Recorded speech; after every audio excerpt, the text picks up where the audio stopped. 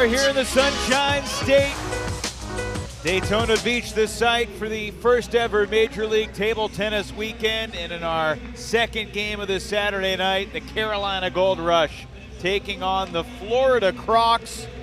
These two teams both won their opener here yesterday, and we welcome you back inside the Ocean Center alongside the former USA Olympian Sean O'Neill. I'm Evan Lepler. Thanks so much for joining us. And Sean, it's been exhilarating so far, but these two teams were the class of the East Division in day one, and today we see who can really rise to the top. Two undefeated teams with a lot of Olympians on both sides. Not sure who's going to have the upper hand. Enzo Anglais set the tone for Carolina. He was the #1 pick in the draft. He'll be playing #1 singles for the Goldrush. What impressed you most about how he took care of his business in day one? Just he has so much power and precision. He's able to finish the ball at any time during the rally. His opening opponent tonight is going to be Marc Duran. Marc Duran played Jinshin Wang in that incredible 3-game match that saw every game finish 11-10 yesterday. Duran went 1-2 in that one, but he'll get the bear of a task of battling Enzo Anglais, who helped his team earn 5 huge points yesterday, 3 in singles, 2 in doubles, and also 6 more in the Golden game. They took care of business against Chicago, 16-5, so Carolina led by the #1 pick, Enzo Anglais. Just really a strong player, great table game, forehand and backhand, super quick. Any loose ball he can just put away. Great step around his backhand side, and you can just see his power and precision. And he really kind of had Dan Liu on his heels throughout the entire match. Just, again, off the table, he's playing strong with his forehand, super angles. You'll see him change his racket. Again, just really the class top player here of Major League Table Tennis.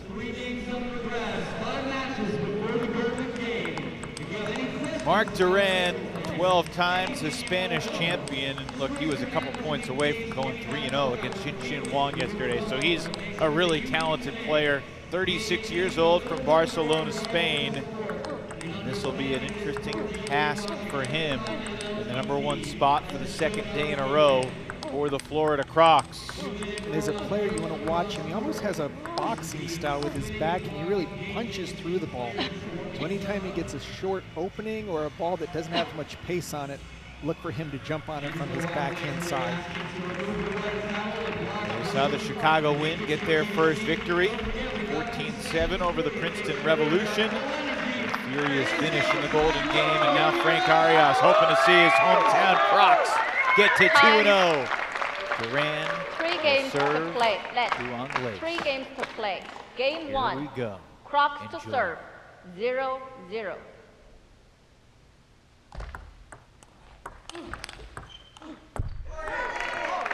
Shout out, by the way, to Adam Bobrow for entertaining the masses during the intermission.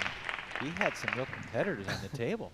He made a couple of lobbing shots that I didn't think were ever going to come down, but right now we've got the pros on center stage. And Duran with a nice service winner there. The Crocs ready to chomp on their opponents right now.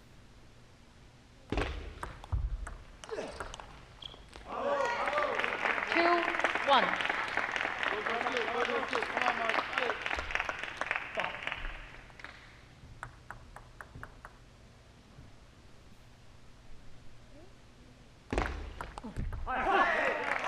One, 3. Anglais wins both points on his serve to take a 3-1 lead. Oh, Duran 2, 3. not going to go down without a fight. Accomplished doubles player as well, but plenty of singles titles too. 4, 2. It goes to Anglais. He just plays so strong, even when the opponent is playing offense. Keeps the pressure on. Quality block just deep into the body. Enzo wants 4 new 2. ball. Play.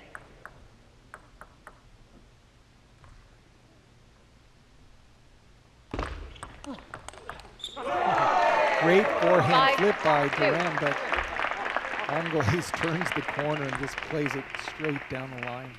Enzo certainly not leaving any doubt when he tosses his ball more north of 6 inches. Look at that. Yeah, that's a nice high toss serve there. And as a lefty, it's very difficult for a right-handed player to deal with that side spin breaking away from him. Really sets up his forehand well.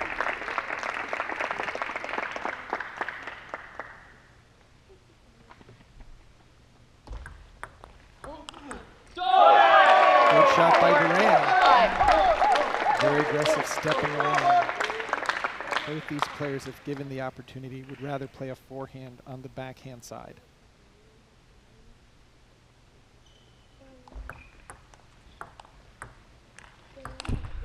Duran lined it up, but could not finish it. Very difficult with that left-handed side spin curving into his body. He's got to create a little bit more space.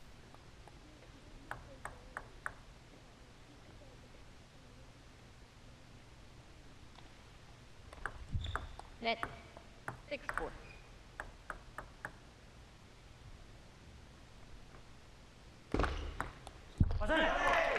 Seven 4. Enzo Anglaise in front 7-4 now. 28-year-old from France. And it's now 8-4 on that strong finish. #1 pick in the draft. To be honest, I'm a little disappointed that we're not seeing Enzo Anglaise take on Daniel Gorak, who was the #2 player picked in the draft. Carolina and Florida got the top 2 picks. Yeah, I think it was a strategic move to guarantee that Gorak could possibly sweep, as we saw him play so well last night. Gorak will be in the 3rd singles match against Romain Lawrence.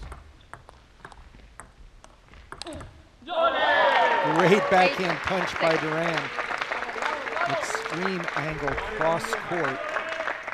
Getting past Anglaise on the forehand side. 2 serves coming up here for Enzo. Net. 8 6.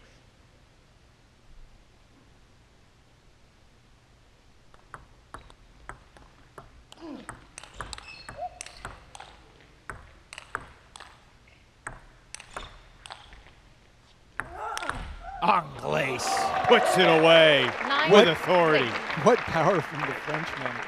Just jumped up in the air. He liked that one as well. Some controlled smashes and then finally just powered it down the line. Tomahawk finish.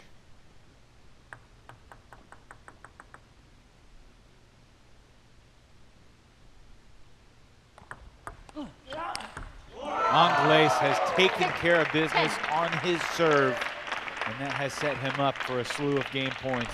Just a beautiful 3rd ball attack here. Nice short serve, turns the corner, finds the white line.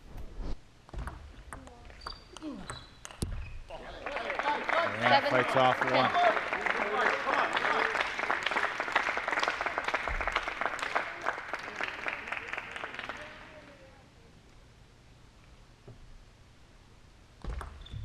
Net. 7 10. Duran holds his serves. 8. So it's back to Anglaise as he leads by 2. Opening game between the Crocs and the Goldrush.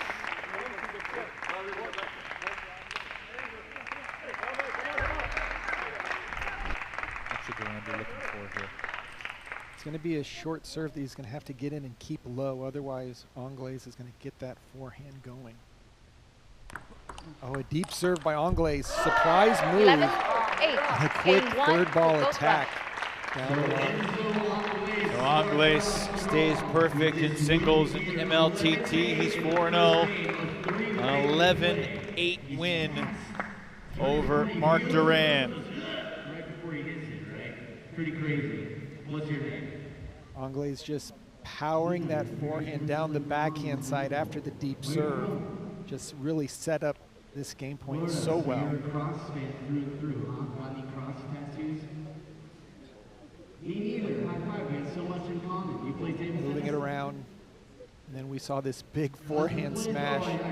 Just completely sent it down the line. Where's your husband? Is he here? Enzo's service points, he really never lost control of any of the points. He just sets it up. He knows the likely returns, and he gets a jump on them.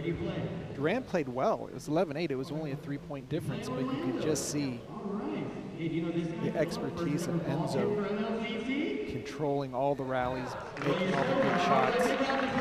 Time.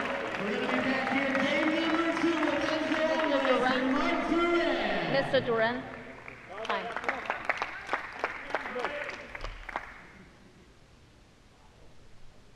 Game 2. Goldrush to serve. Second 0-0. singles match coming up. Two players that we have not seen yet in MLTT. Both were inactive yesterday. Ojo Onalapo for Florida, Jeremy Hazin for Carolina. But now game 2, Angles to serve.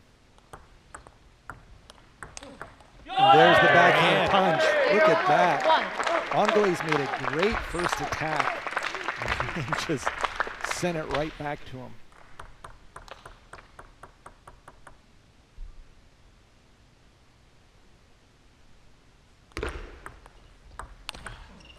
Beautiful position there. 1. Right in that no man's land in between a forehand and a backhand. And Angles just drilled it.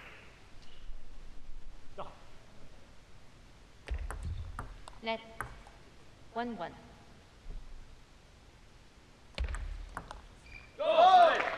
Nice 2, change of spin 1. by Duran. Caught Angles a little bit out of sorts with the weak return. Oh, beautiful drop shot right off the serve.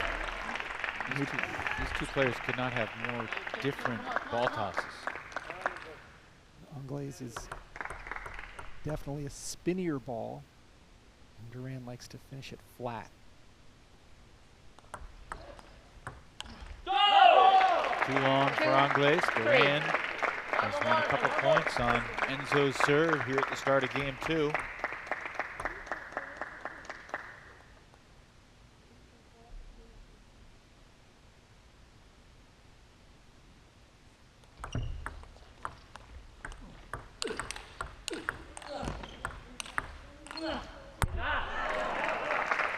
The racket speed of Angles just out of nowhere. You see he waits, and then just really propels his body into the ball, just really snapping through it. Last second, boom, taking it in both directions.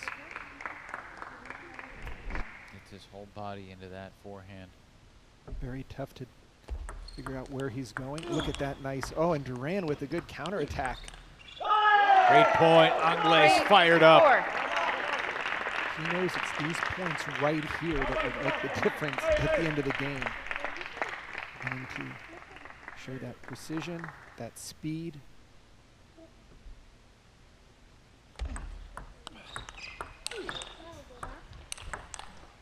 Oh my! Take a bow, Marc Duran. What a return.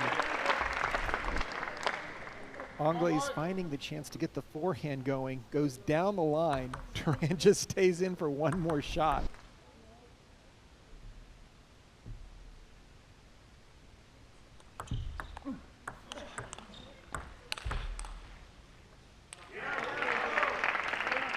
Five, 4.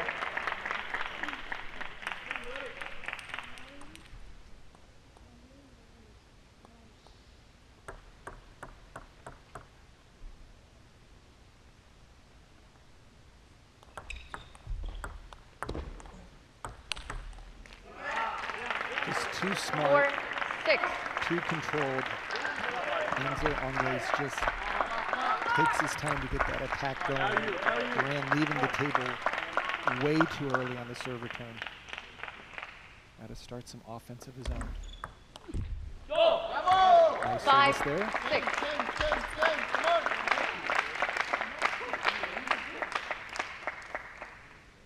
Big serve here for Duran. Down by 1. much. 7-5. Off balance a little bit. And again, Anglaise just positions the ball for Duran to have to go for a winner. He's not going to have the position afterwards.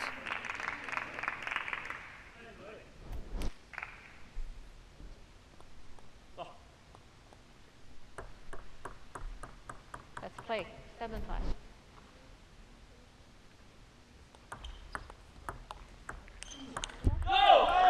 Nice opening there by Duran. That's the first one we've seen in a while.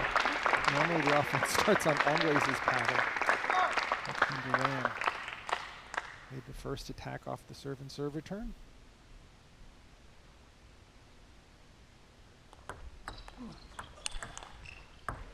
Oh my. 6-8. Enzo Anglais. Leaving no doubt there. Just always finding the open court. First a quick down the line and then to the open court on the forehand, leaning over the table. Great placement. And deep push into the backhand, 6-9. catching Duran a little bit flat-footed.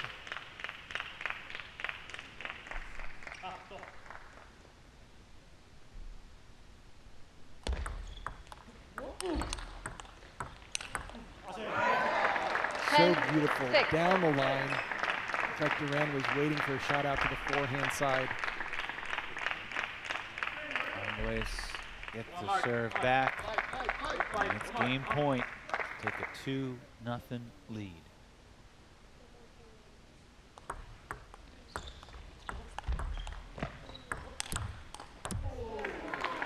Duran 10-7. stays alive for the moment. And a little bit of a no-look forehand as he smashed down the line.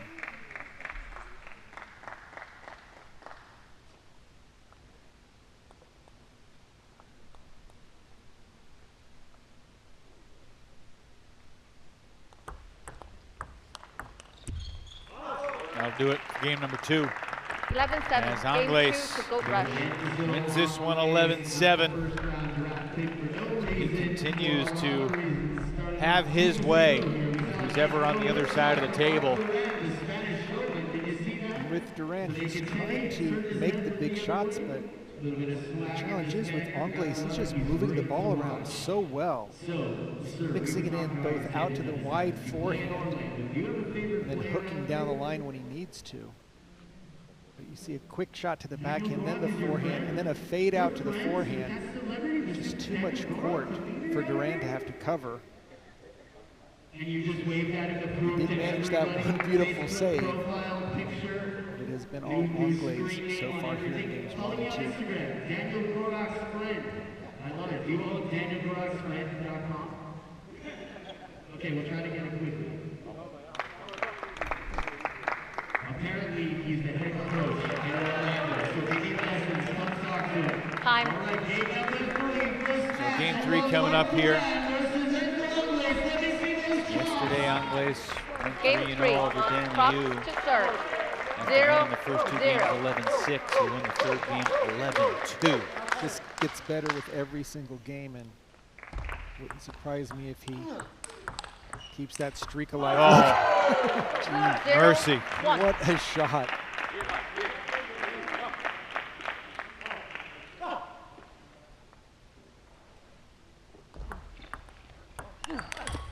That ball was a 1, little bit too 1. high out on the forehand. He still made a valiant lunge to try to keep it in play.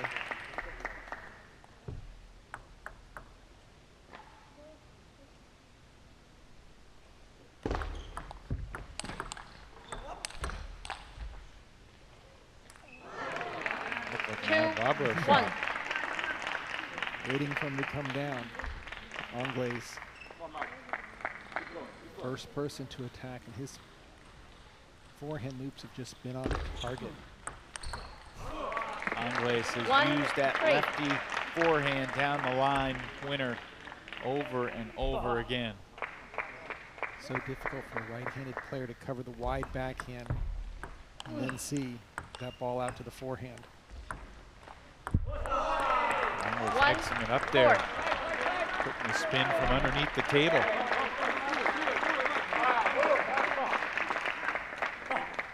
Critical point here for Duran.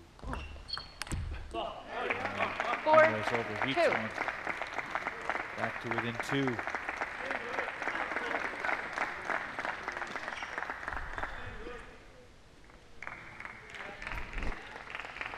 Again, going for this forehand heavy topspin. It's just perfect placement down the line. Net. 4-2.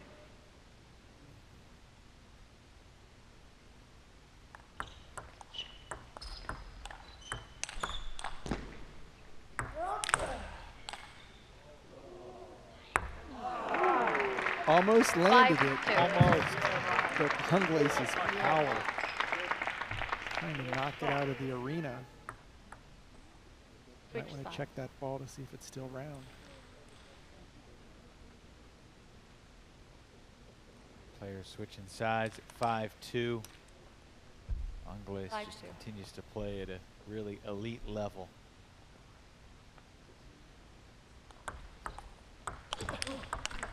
Again. That was an amazing return. Marc Duran smashed back a super driving loop. And Angles just took it down the line for another winner.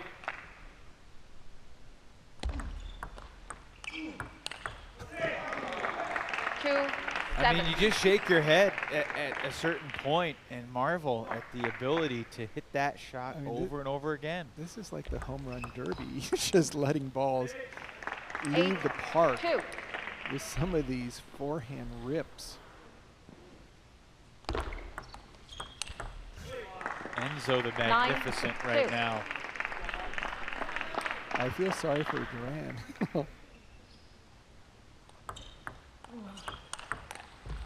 Duran's an excellent player. All 3 10. of the games he played yesterday were 11-10.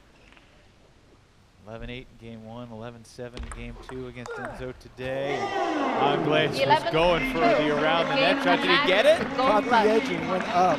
My goodness, what a way to finish it. For the second straight day, Angles takes it 11-2 in the third and deciding, not the deciding game, the third game to sweep. And it's a 3-0 lead for the Carolina Goldrush behind the brilliance of Enzo Angles. Just as we saw, Both teams, the next set of players, please come to top court player to practice. in the draft for this particular reason. Coach Yang of the Carolina Goldrush really looks to be the smartest coach out there, getting such a star on his team. Yes. Enzo, thanks for joining us. Congratulations on another dominant performance. What was working for you today? Today was a little bit more special in the game because I didn't use my backhand that much. No, I just did what I know. I moved well and I could just put my forehand good, and then after was everything okay. Was a little bit tight in the middle of each set, first 2, and the most difficult is just to close the game at 3-0, because at the end there's a big difference between 2-1 and 3-0. So most difficult is to keep going, stay focused, and yeah. Did you feel any more relaxed today than you did yesterday? No, actually I felt more tension, more stress today. Why, I don't know, but I could not really keep my game in balance between backhand and forehand. So when it's like this, it's a bit more uncomfortable for me, but it was okay. I'm happy with my performance to bring these 3 points. And looking forward to the doubles, you're going to be playing with a new partner. Have you had a chance to practice a little bit with Hong Lin? Yeah, we hit some balls together. Let's say I think it can be a good combination of game, because she stayed quite close at the table. Me a little bit more far, but I think it can work really well. So it's not because it's a girl that it will be less intensity. I think it can be even more dangerous for the opponents. All right, Enzo, take a breather. We'll see you in doubles in just a little bit. Yeah, good. Enzo Angles gets 3 points for the Goldrush as we shift into our second singles match here in this nightcap in Daytona Beach. Jeremy Hazin from Canada and Ojo Ona-Olapo from Nigeria. These 2 lefties getting set to tangle in what's going to be their MLTT debuts individually. Well, with Ojo on the far side in the green, a lot of power on the forehand. Jeremy Hazim does a lot more placement quick off the bounce, a real thinker out there. You'll see him talking to himself, doing a little bit of self-encouragement, and then even when he loses the point, you'll see the conversation and that dialogue continue. He played in Tokyo for Team Canada in the Olympics. Should be a great match. Jeremy Hazim, the youngest ever national champion in Canada in men's singles. Won the title in 2018 when he was just 18 years of age. As you said, competed a couple years ago in Tokyo. Waiting for this opportunity. He'll face Ona Olapo, 28 years old from Nigeria, now lives in Newark, New Jersey. Still a member of the Nigerian national team. Singles 2, 3 games to play. Game 1, Goldrush to serve. 0-0. Players looking at each other, and Hazim gets the ball, and he will serve first.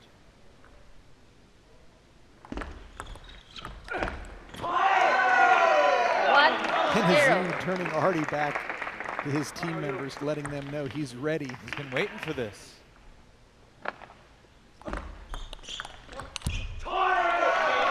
2-0 lead for Jeremy Hazim. He's a student at NYU.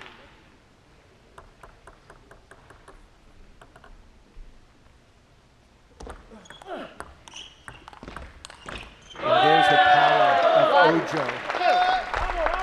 Look for him to play his forehand down the line like we saw Enzo Angles.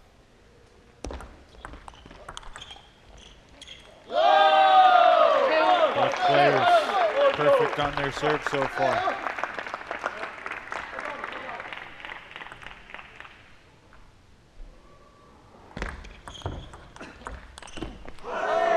Catch the side of the table? You're going to see a little. Carolina says no. Ojo says yes. Ojo says, yeah, I think it Edge didn't. ball. 3-2. Jeremy's like, I don't think so. It went straight down. It's going to be the umpire's call, obviously. Let's play. 3-2. Let's play. What do you think, Sean? You've got Yellow Angles card. over there Delay saying of no the way it game. went straight down. 3-2. A yellow card was just given, I believe, to Hazim. And that card will stay with the team. If they have another instance where that happens, they will lose the point. It goes all the way into the golden game. So the team has to be a little careful not to let that be a future point decider without thinking about it. 5-2. If they get a second yellow, do they lose the game, or do they just lose 1 point? 1 point.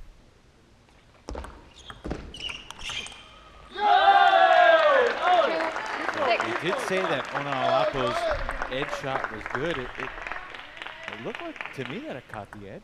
Yeah, it's as we saw in one of the earlier matches, where you play it from can often influence it. He plays a lot of balls down the line from the forehand side, and if it doesn't clearly bounce up, a lot of times the players will just assume it hit this side or grazed the side and went down.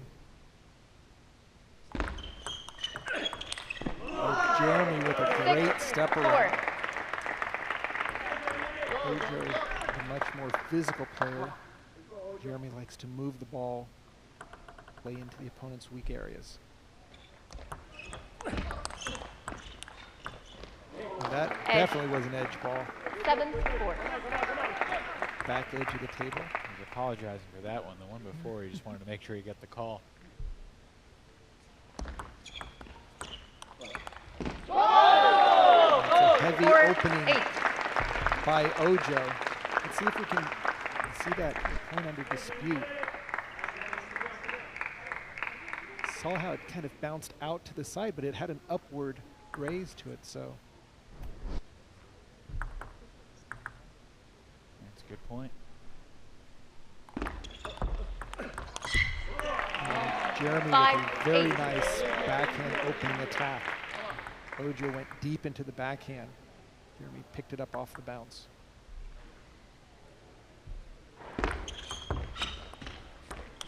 Ojo, Ona Olapo unloads on that forehand. Great drop shot on the serve and then getting his forehand into play. 2 serves here, a chance to close out the game. And that will be 5. an ace. Great double bouncing serve. Players don't necessarily try to serve it too fast, but making sure it would double bounce because they're short. Oh, Hazin 10. stays alive. When you have 2 lefties playing, there's a lot of straight balls that occur because both want to turn the corner.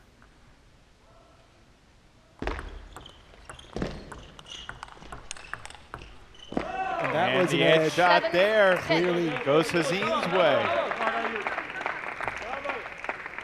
2 game point save. Ojo, do not touch the net. 7-10. Ojo Onalapo takes game 1 here in the second singles match. An 11-7 win for the 7th round pick of the Florida Crocs. Nothing can feel better coming out in your initial match to get that first game under your belt. And Ojo just got it done with great forehands and backhands throughout this game. There was that one little close call with the edge, but we saw a couple other edges go forward. Both Ojo and Jeremy playing great, all places on the table, including the edge. But Ojo a little stronger with that nice backhand flip to take game number 1. First point of the night for the Florida Crocs after Duran got swept by Angles. Yeah, I think there are some good vibes with the Florida Gators football team playing in the swamp. At the same time, the Florida Crocs are playing here in the swamp known as the Ocean Center in Daytona Beach. Gators have a first half lead over a top 15 Tennessee team in the SEC, and the Florida Crocs get on the board courtesy of Crocs to serve. the Nigerian 0-0. lefty. And Ojo Onalapo will begin game 2. 0-1.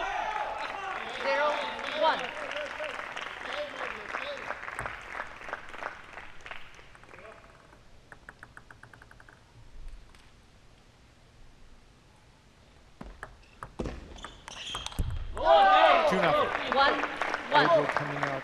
Beg your pardon, 1-1. Yeah, Ojo coming out, getting his attacks going. He doesn't want to allow Hazin to get his forehand into play.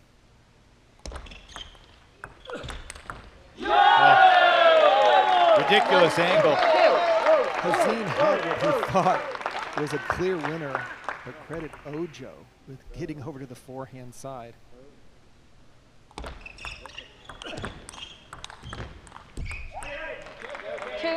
Two.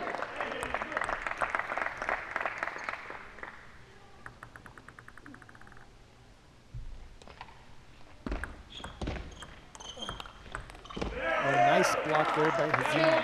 2-3. Stepped over into the middle of the table to play a backhand, but found a very nice angle.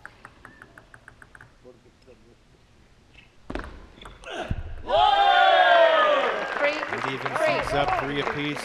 Sean, remind me, in this match between Hazin and Onalapo, did you think it would be pretty even? Did you give the edge to one player?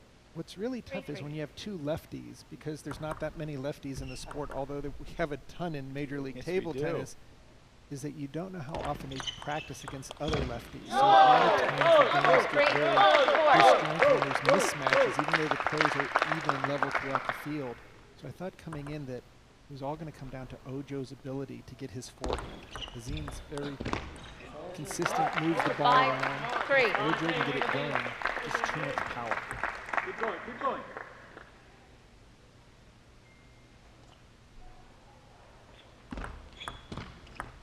Oh, look at that forehand over the table.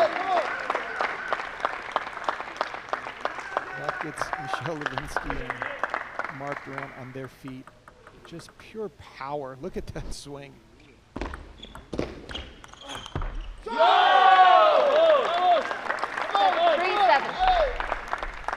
At this level, you just cannot let somebody like Ojo play that first strong forehand.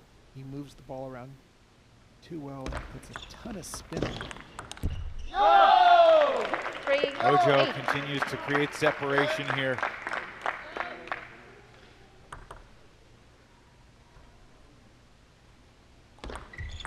Net 3-8.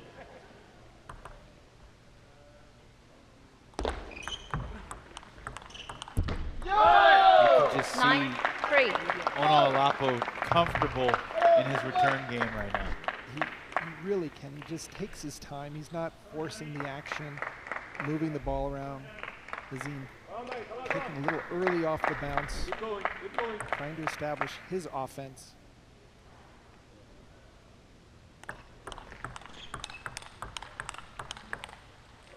Looked like they were doing a backhand to backhand warm-up drill. Hazine able to move the ball a little bit wider out of position. Oh my. 5, He's got a cushion, but we'll see if that changes the flow and gives Hazine a boost. Went for the serve and just tried to get under the ball a little bit too much. Guess that'd be an air ball in basketball. 5-10. Didn't quite get it to the net. It's still game point here for Onalapo.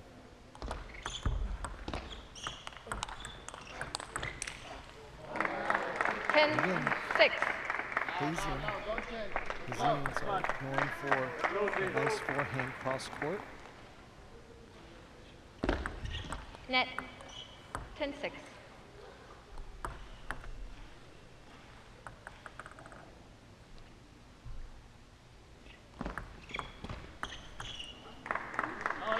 Ojo's 7. got to be careful here. Yes.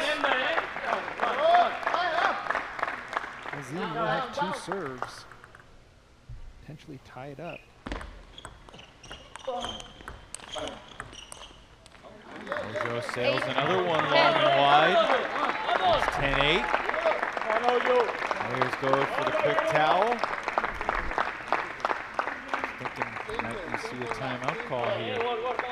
Very possibly it would not be a bad idea if the Crocs 8. lose one more point. Try to slow down Jeremy Hazine. Ojo Onalapo apologetic, but then pumps the fist.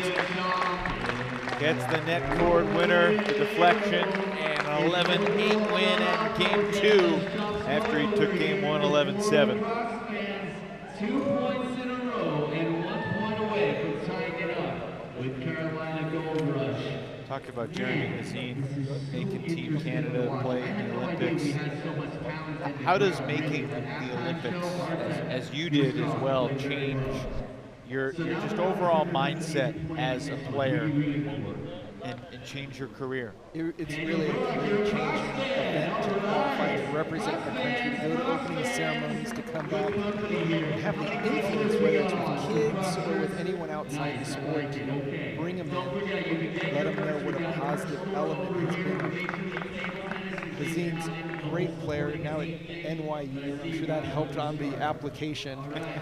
He continues to coach. He works out of a club called Ping Pod in New York City.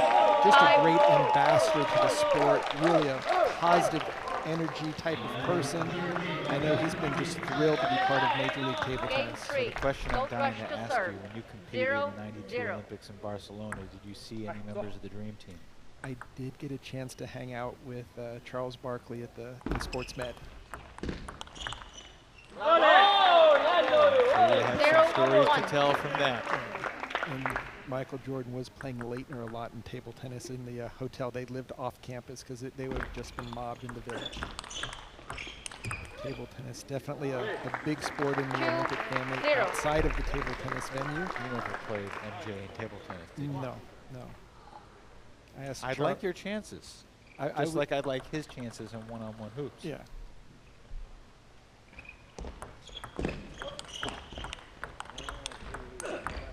Great job, Jeremy. 2-1. It's on the board here in game 3. After he lost the first 2 points on his serve. And Both. Onalapo with 2-2. another service error. Oh, he's got to be careful.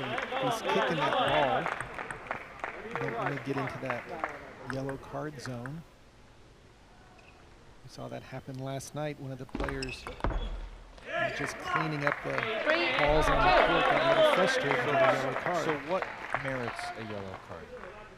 Any type of frustration, especially with the equipment, kicking the table, throwing your paddle, potentially doing something unsportsmanlike. Come on, Ojo. Come on, keep going. Come on, okay, go on. Come on.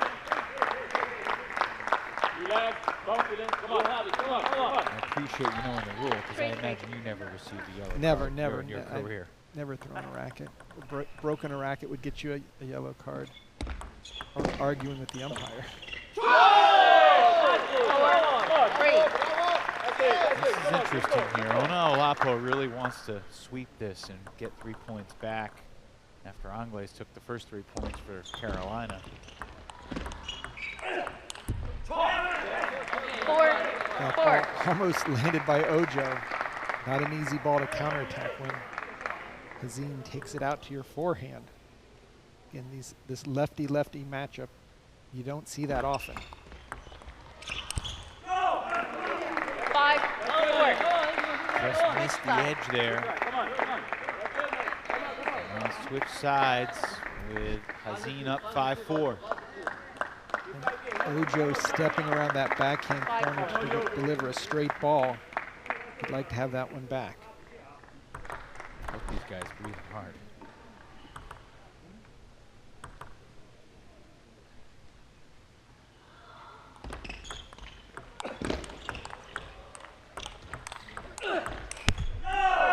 Jeremy doing a great job of controlling the table. He's getting his offense into play, forcing Ojo to have to counterattack.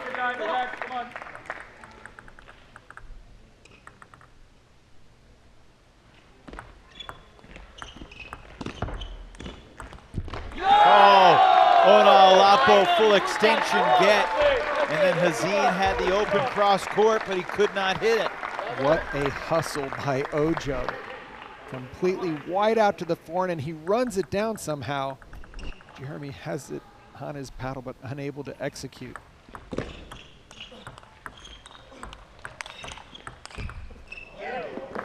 6-6. 6-all.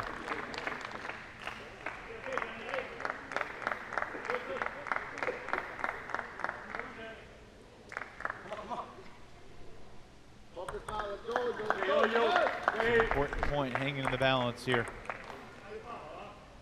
Ball just catching the back edge. Hazin with the serve. 6-7. Hazin has to keep his serves short. He cannot allow Ojo to take a full swing, and Hazin calls the timeout. Does not want to get swept. But only 2 can be used before the golden game. And when it's timeout, you have 60 seconds to talk to your coach. Whether it's a local coach rather in Orlando or your virtual coach. Members in the last match is a passion player. I feel like that can describe Ojo as well. What's your name, sir? Yeah, he plays with a lot of energy. And I mean, the running down of some of these shots and that powerful forehand. He steps around his backhand corner. We've seen him have some difficulty with his own serve. Yeah. He's had a couple of serves that barely even made it to the table. The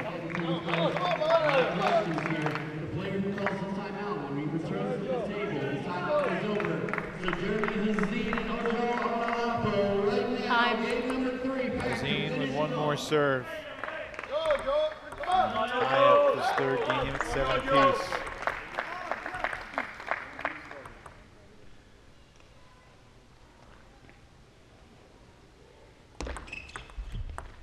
Oh, there's a 8-6. nice lucky net for Ojo. And he will have the serve now.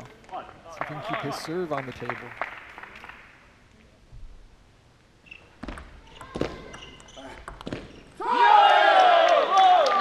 At some point for Jeremy Hazin, you don't want the apology for the net court winner. You just don't want to see it anymore at your expense. 9-6.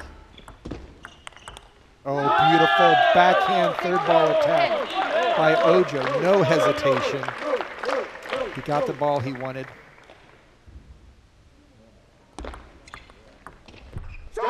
Ojo Onaolapo closes it out. The Florida Crocs here in the swamp on the Sunshine State. An 11-6 win to sweep the 3-game match over Jeremy Hazin.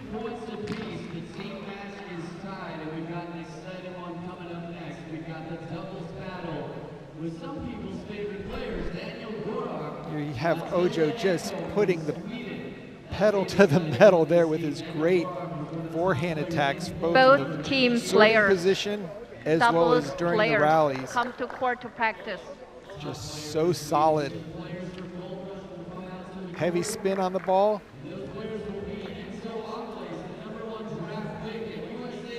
And a great backhand rip off the serve to get to match point. Great stuff from Ojo Onaolapo, and he joins us now. Ojo, congratulations. What did it feel like to make your MLTT debut for the hometown Florida Crocs? Yeah, it feels so fantastic for me to be able to play with my team, because, the first match we lost 3-0, and my job is to make the point 3-3, You just have to keep the ball on the table and just move a lot of movement, because I played with him several times and our game is always close. But I just believe that as team to make me that, okay, you can represent the team, so you have to give your best. So I just keep my focus and try to make it 3-3. I think it was 6-6 in the third game, and then you closed the last 5 straight points. How'd you do it down the stretch? Yeah, because from the start, I know I'm the one making a lot of mistakes. So if I don't make mistakes, there's no way for him to win a point from me. So I just keep the ball on the table, and you can see he's just missing by himself. So it was a great match, and I'm happy to be able to win for my team. Ojo, it looked like you had such a strong ability to pump your team up. It seems like you're the MVP already with all that energy. How does it feel to be part of Major League Table Tennis? Yeah, it feels good because I've been looking forward to the Major League for a very long time, and I'm happy to be able to play for Florida Crocs because we are going to win the league. It feels like you got your Croc celebration all down already. You've been working on that in front of the mirror? Yes, because I initiated that yesterday, and my team said, yes, that's good. We are Croc for that. Let's buy some people, You certainly play with plenty of bite today. We'll look forward to seeing you back out there in the Golden Game in a little bit. Ojo, congrats. All right, thank you so much. Ojo Onaolapo. Nothing but energy for the Crocs. Let's bite some people. All right, doubles time. Daniel Gorak and Matilda Ekholm against Enzo Angles and Hong Lin. Yesterday it was Enzo playing with Bastien DuPont. He took 2 out of 3 in their doubles match against Chicago. The beauty of Major League Table Tennis, where each team must field a female player in the draw. We've got a real classic mixed doubles match right now. There's Olympians on the near side of the green. Daniel Gorak and Matilda Ekholm. They swept De Santillan and Guan 3-0 in doubles yesterday.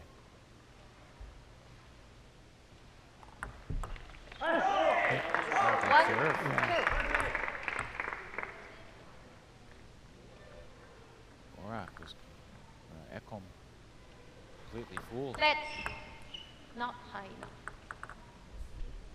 Umpires giving the players a warning to keep that toss up 6 inches.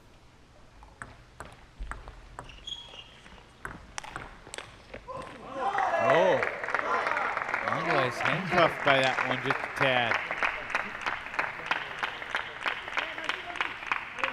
But, the ball went long, so it's a 2-2 game.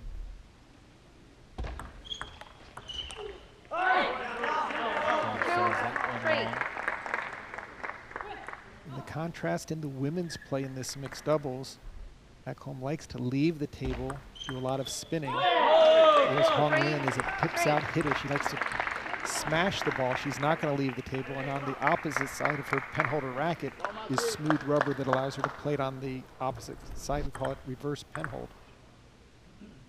Hong, the only pen holder we've seen here in the East Division? Yeah, I think so. I'm wondering, do we have some coming up in Santa Cruz?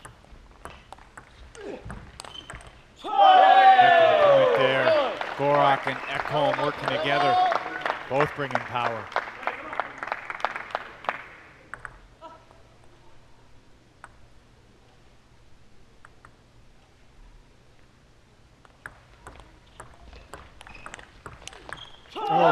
combination there by the Crocs. Back home. Excellent from the backhand corner, getting her forehand into play. Super timing.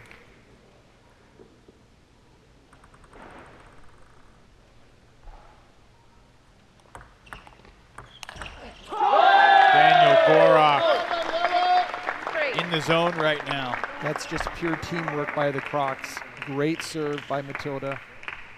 Easy finish by Gorak.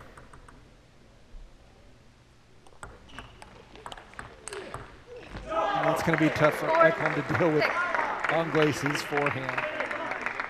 Both lefties, but Anglais has a little bit more speed, spin, finesse.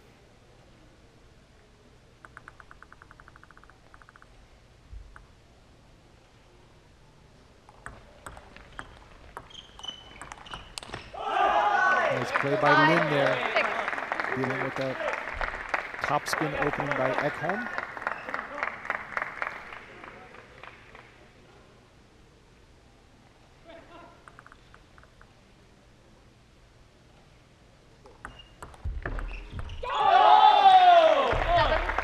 Ekholm and Gorak keep their lead at 7-5. Go back for a quick towel break.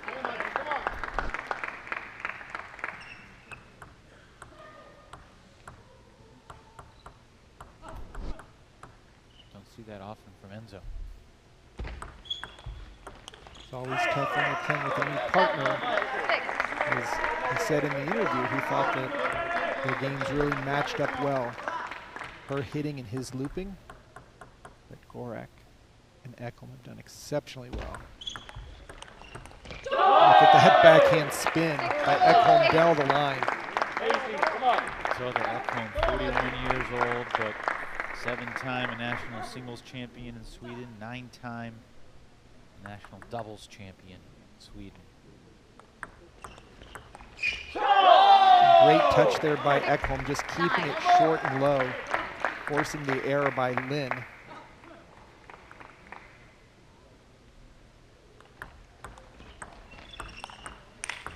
Oh, Anglais says enough of this. How did he make that angle?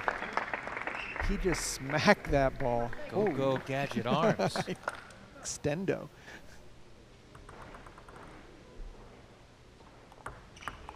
That'll do it. No, not quite. Now it's game point. Discrepancy with our score bug and what the official scorekeeper has. 10-7 right now. Anglais showed a little spin, but it's not enough to psych out the Crocs.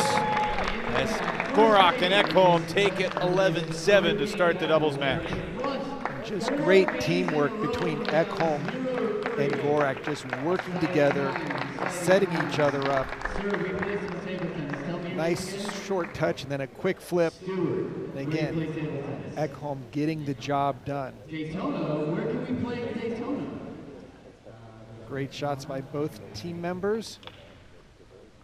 Okay, Stewart, everybody, can you raise your hand real quickly? He's next to the guy that's dressed like he just got finished playing paintball or going to Burning Man or playing paintball at Burning Man. This Again, is Ekholm just really landing her backhand, putting pressure on Lin. We've got Hoom, we've got Stewart, we have so many resources for you. And we're only 2 days in. I'm hoping to see everything. Great service here. by Ekholm, mixing it up. And enjoy the show. Not only for the rest of tonight, of course, where you can stay till the end. The final kill. With everybody, with the teams. But also tomorrow for the action. Strong start to this match. Gorak and Ekholm. Time. Gorak again, the second overall pick in the draft. This is the first time that we've seen he and Enzo sort of go head-to-head.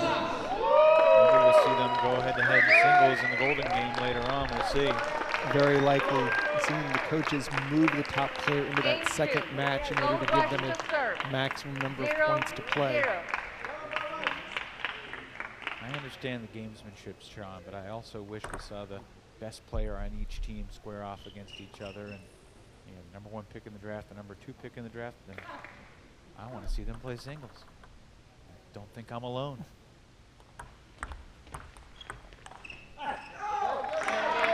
this pairing, since the order changes, Anglaise will be playing Ekholm's ball, which will be much easier for him to go after.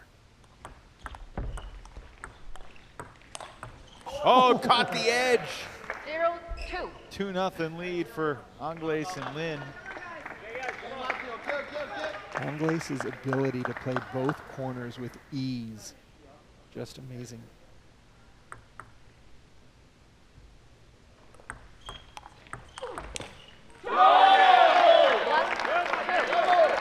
That was a point for Florida, but it doesn't feel like Enzo goes for the safe shot. It No. feels like he goes for the great shot, and he often makes it.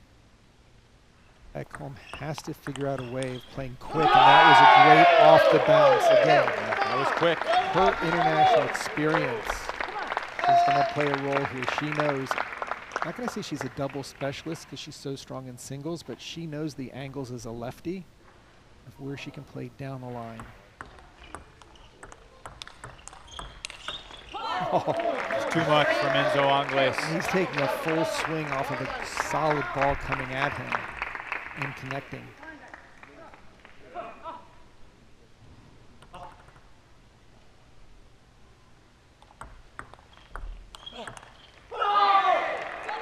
Anglaise fired up.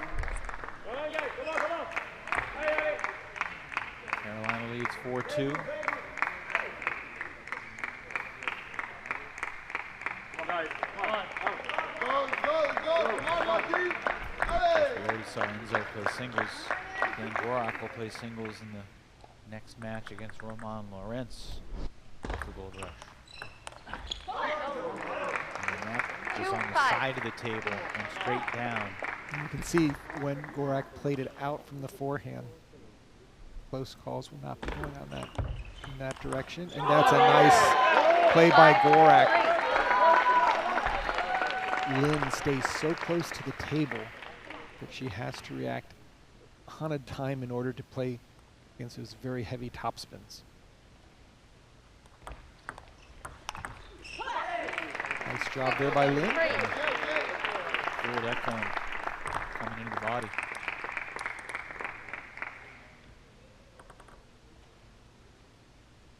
Six-3. 7-3.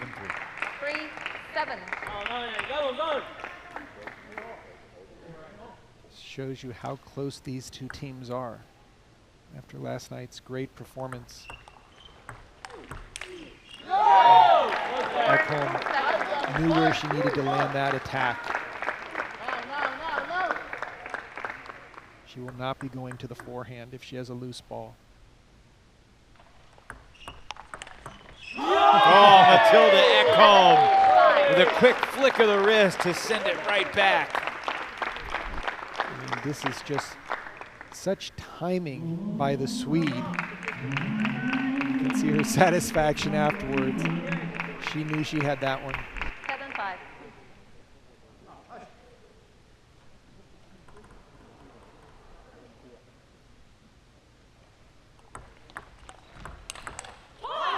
Too much power from 8-5. Anglaise. These racket speed can just stomp on Matilda's soft openings.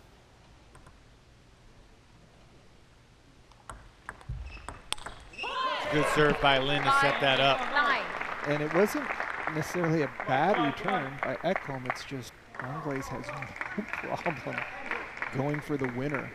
And he's smiling a little bit. He just smacked that ball away. Gorak 5, too strong. 10. And it's a slew of game points here for Carolina to even up this doubles match, 1 game apiece. 10-6. Home fight off one of them. Couple serves here for Anglaise.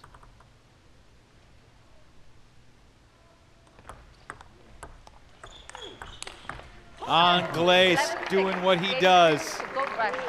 An 11-6 win for the Goldrush duo in game number 2.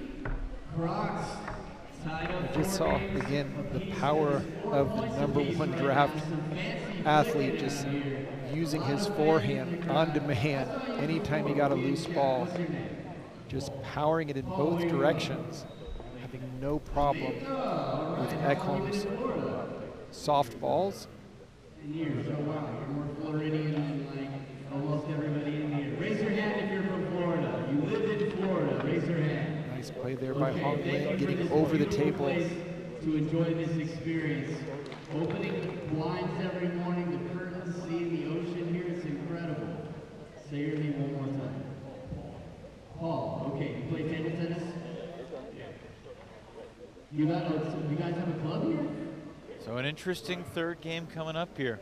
So The two teams tied 4-4 overall in the match. So we saw how the first game went to the Crocs, and it'll be the same order now for the first half of game 3. Once one team reaches 5, they'll change ends and they'll change the order. So Crocs want to get that lead as quickly as possible, because we saw what just happened in game 2, which would be the second half of the order when they change ends at 5. We got some Carolina fans here, Goldrushers. I don't know if you're going to take that, Crocs fans. 7 in game Game 1 3.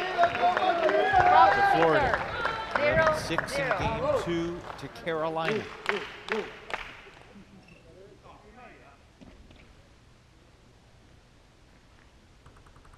Ekholm will serve first in game 3. Well, We'd like to have that one back. It's a gift.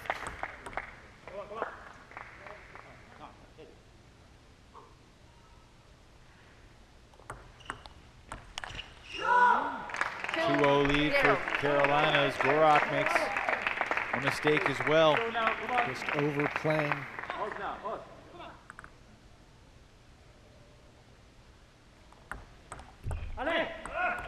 Three, 3-0 0. for Angles and Lin. You can hear Anglais saying, "Allez, let's go." He'd like to get that 5-point change of end as quickly as possible. Timeout. Got a little timeout here with conversation. Timeout taken by the Crocs after dropping the first 3 points. Here are the last 2 points. Gorak just going for way too much If anyone has any questions, yes, Susie, talk to me. and trying to keep it short, unable to read the spin perfectly. What would your coaching message be for Ekholm and Gorak here? Not to overplay. They're trying to get to 5. You got to get to 1 first. They've got a great order. They've got great synergy. They're playing well as a team. But I think problem is with Angles being on the other side, dropping such bombs in game 2. That's affecting them a little bit.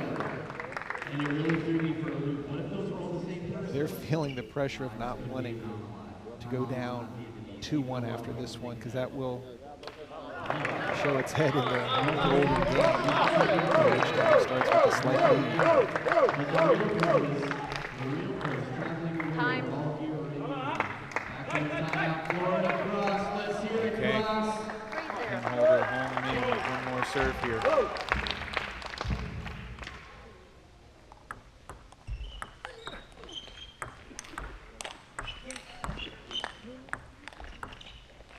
More of the same.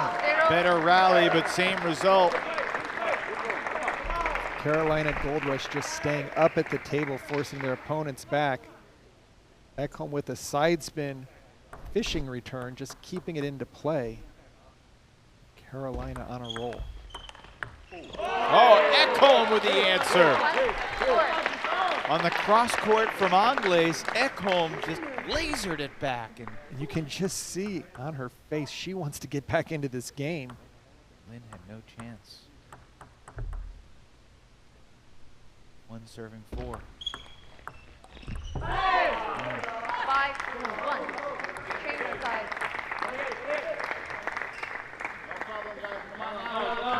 Ekholm went 3-0 in doubles yesterday. Today running into Angles and Lin. And the challenge for the Crocs is this is a better order for Carolina now that they've changed ends. This is where Angles really shine brightly in game 2.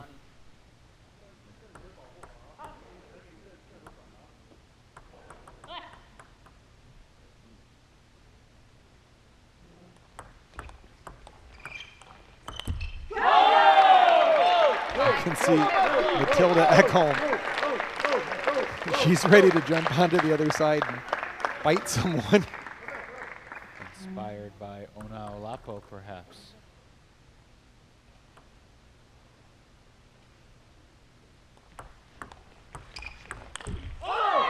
Matilda had the ball she wanted. Open court.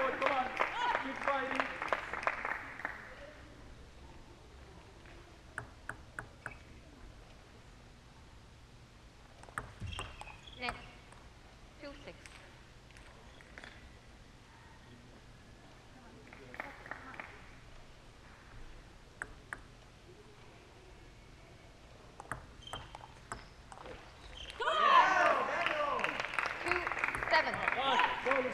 Five-point lead now for Carolina. Come on.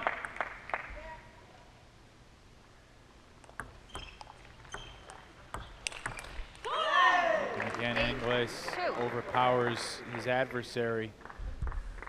Carolina closing in. And Angles is just so comfortable dealing with those slow top spins. My goodness. 9-2. Over the table, backhand rip. Ekholm just flipped her racket. Like, what am I supposed to do with that?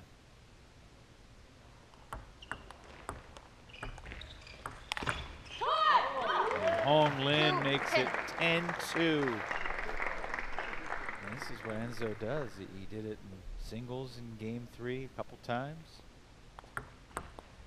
As you said, gets better as the game goes on. Angles and Lin take 2 out of 3 from Ekholm and Gorak. An 11-2 beatdown to cap off the doubles match and give the Goldrush the lead again.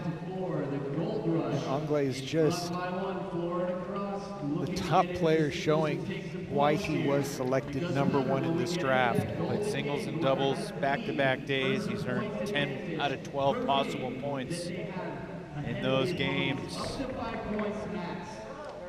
Showing his versatility, playing with 2 different doubles partners, really getting the job done today. Took 2 out of 3 with Bastien DuPont yesterday, and today Angles and Hong Lin take 2 out of 3, and Hong Lin joins us now. Hong, congratulations. Thank you. After the first game where the Crocs took it, what adjustments did you and Enzo make to take games 2 and 3?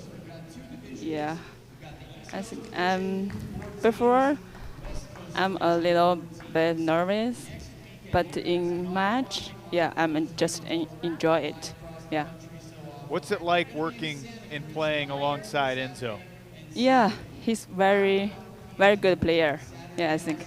Yeah, I'm so glad to become his teammate and with played mixed double with Enzo. Yes, thank you, Enzo. Yeah, he always comment me. Yeah, he always.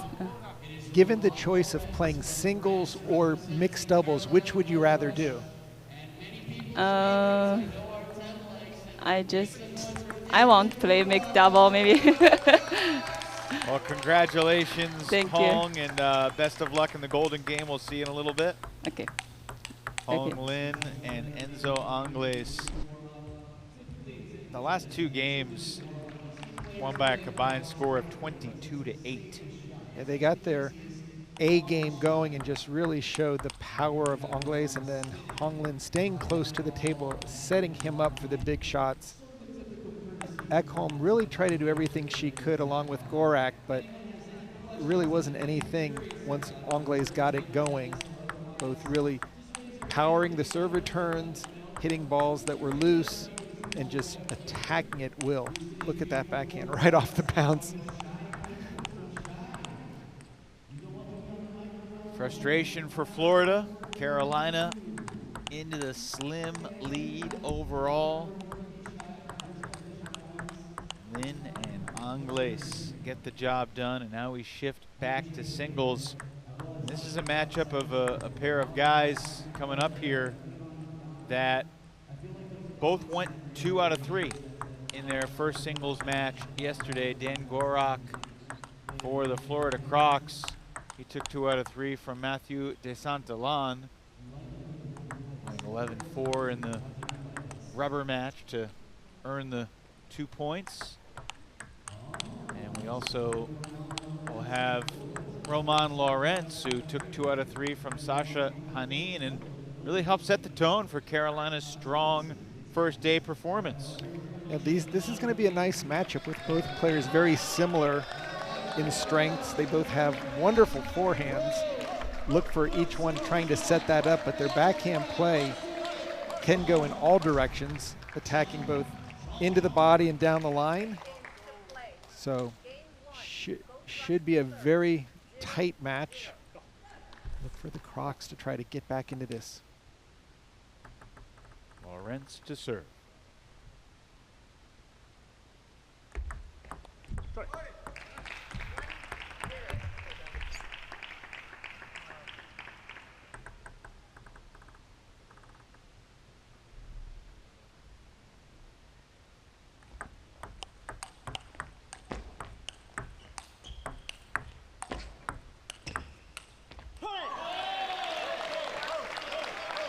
Impressive rally.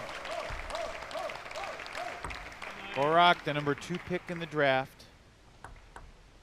And Lawrence was the 5th round pick of Carolina. You know, Evan, I think that one of the reasons Gorak was picked so high as a Florida resident, a number of the teams really went out of their way to try to have some local heroes join their team, but I think this is going to be a much closer match than the draft really shows. Gorak lives in Clearwater. Originally from Poland.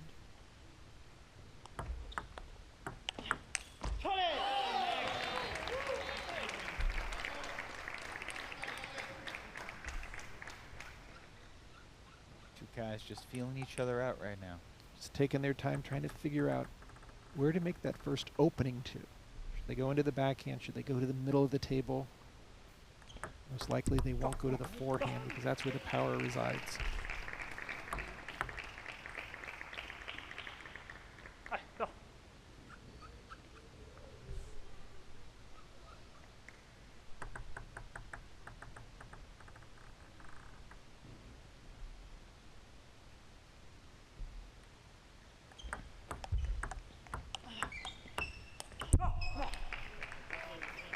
Just winding up. And he just did not catch it cleanly. Yeah, that ball stayed really low.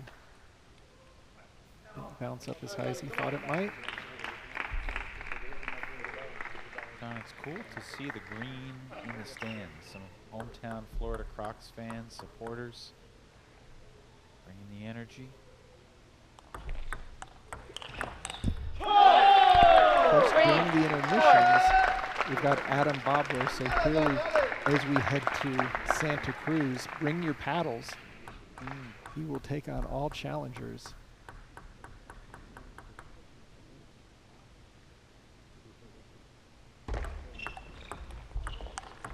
Gorak. 5-3. A strong reply, but he just missed it long. And Lorenz with an opportunity with the serve to create some distance here in game 1. Now leading 5-3. Let's play. 5-3.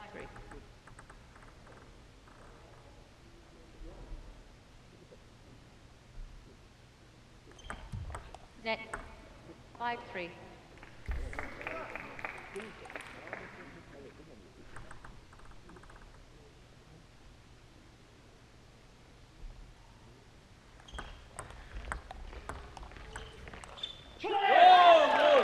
Lorenz really went out of his way to step around that last shot that Gorak played down the line. Wants to get his forehand in.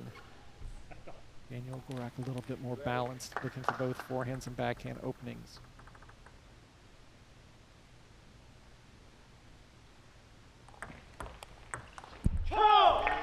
Five, 5.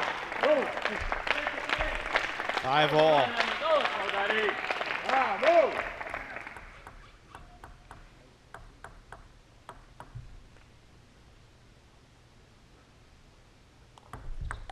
And a 6-5 lead now. 5-6-5. Gorak in front over Lawrence.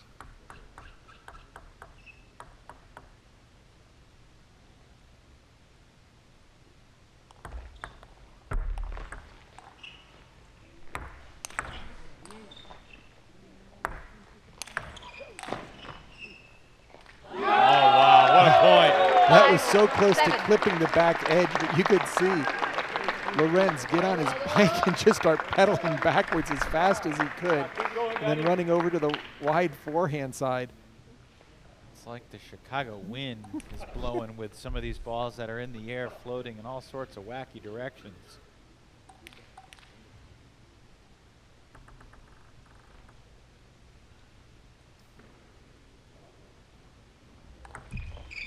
And then a service error. Not the time to miss your serve.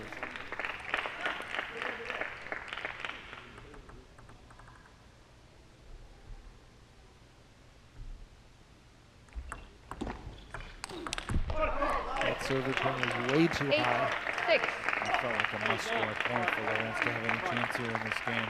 He did a nice job of stepping around and getting his forehand in. Could have been down by 4 with Gorak getting the 2 serves. Instead, it's a 2-point game.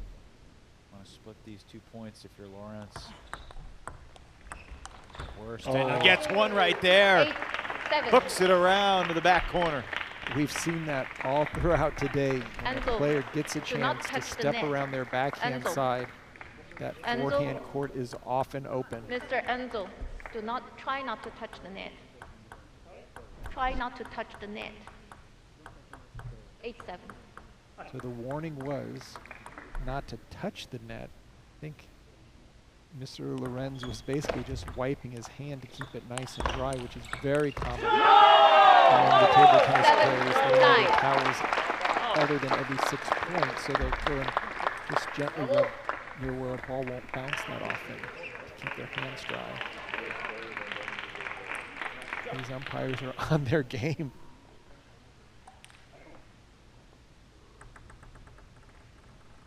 Two-point game. Nice aggressive serve there by 9. Lorenz.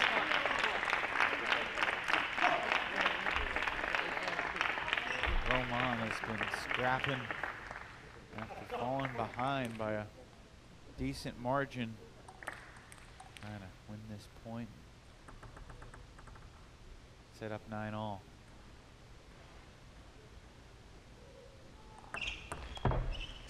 Great serve again. Both the 9, last 2 serves 9.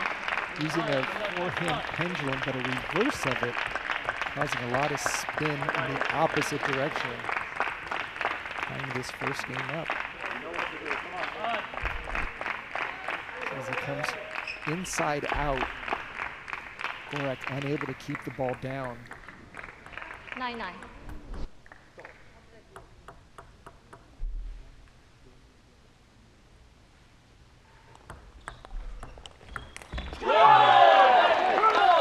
Big backhand loop off the same serve that he just missed on the other side of the net. So it's a game point for Gorak here. Lawrence can fight it off. He'll have the serve at 10-all. If we can get there.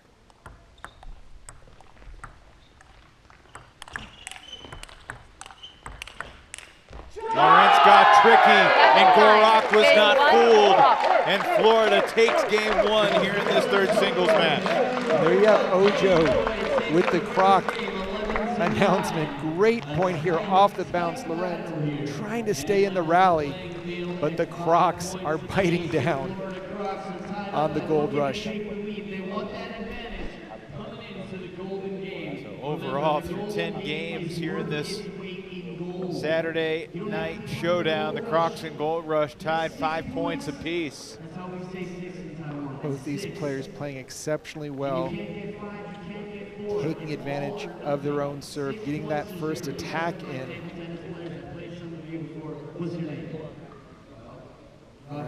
Very strong backhand play and nice inside-out serve there. Competitive, you're competing. Nice. Who's your favorite player out here tonight? That's so crazy because he's playing right now. I don't want to interrupt. I want to let you have this moment. Soak it all up. Great play off the bounce, out to the forehand. So good behind the table. Time. Love the reaction from the bench. With Ojo as their cheerleader, adding so much extra energy. This is just the first weekend. We've got other Crocs in the stands Game right now, Crocs to giving serve. encouragement. 0-0. These two teams will play tomorrow afternoon against Chicago and Princeton respectively. And then the 4 East teams will meet again in Myrtle Beach in October. 0-1. 13th, 14th, and 15th.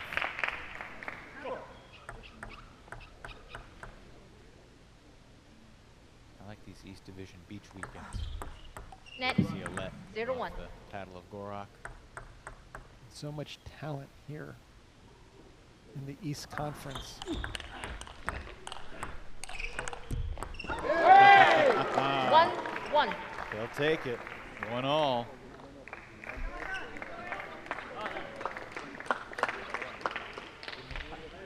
And Lawrence won 2 out of 3 yesterday to get the day started right for the Goldrush over Sasha Hanin from Chicago.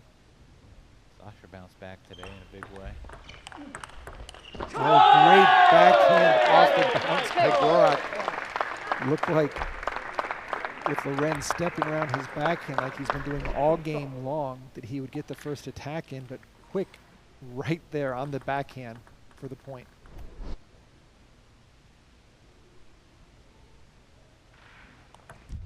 Net.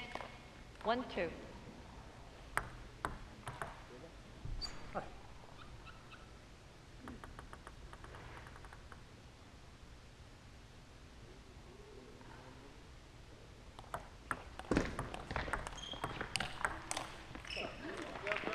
Loren's so strong from the backhand corner, taking his time to land that forehand.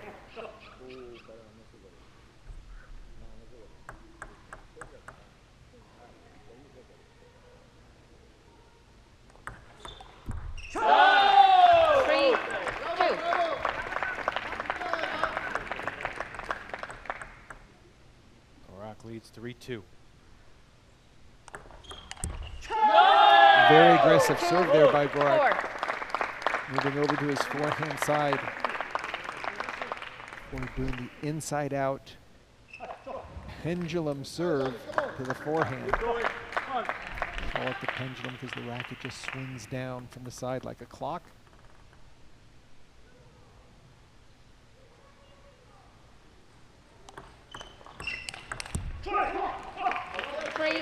Lawrence back within 1. Who's had the best backhand that we've seen so far this weekend, in your opinion? Wow, definitely Gorak has been just so consistent. From the standpoint of the biggest shot, I want to say Duran. His punches have really, last night they were causing a lot of havoc with the opponent. Maybe Kai Zhang also. Last night he had a couple that I had never seen before. He said he had them in his game all the time. I just haven't seen him in the last 6 years. So I'm going to give Kai Zhang the early lead, and he'll be coming up in the next match.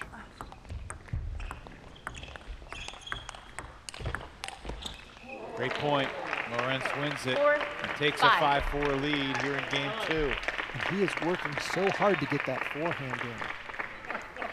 Gorak much more balanced. Loren's fighting at every opportunity to turn the corner.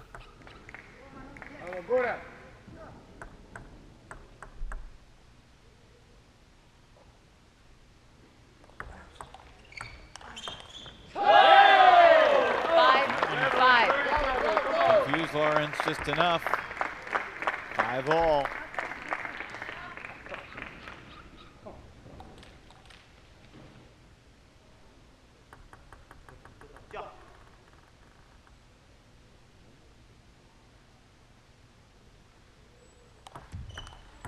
Net 5-5. These two players taking their time. Neither one wanting to rush, just keep that serve short and tight. And that serve got a little bit long there. Gorak jumped on top of it.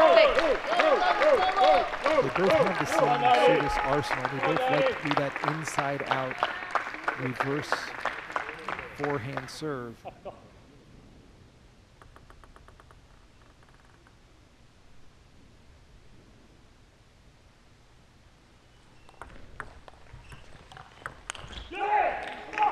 Lawrence trying to remain fired up. He's doing the heavy lifting every time a ball goes to his backhand. He's always running around to play a forehand. Gorak happy to open with the backhand if he needs to. That time the counterattack wouldn't land. Gorak reminding himself to get closer to the ball.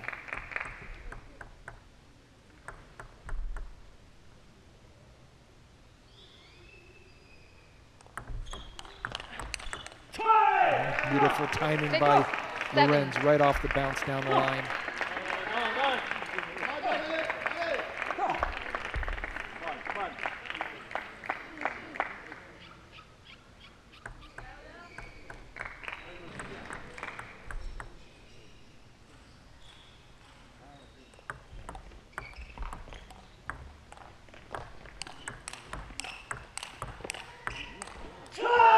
Lorenz wins the forehand battle. And he's up 2. Just working so hard to get his forehand into play. Stepping around, staying on the forehand from the backhand corner, even when Daniel Gorak goes down the line. Play 8-6. Fans here at the Ocean Center are really enjoying this match. Hope you are too.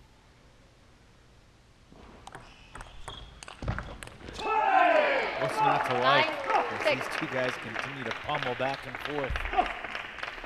Lorenz 2 points away from splitting the first 2 games. We heard the umpire said, let's play. Both players taking excessive time between each point. They do not want to rush. Do anything they'd like to have back. Take their time.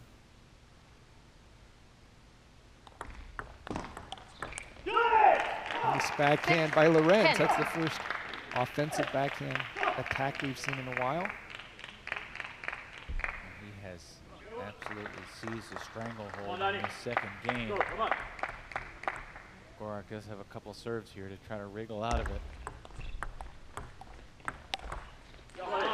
Beautiful over the table flip. So it's 1 game point.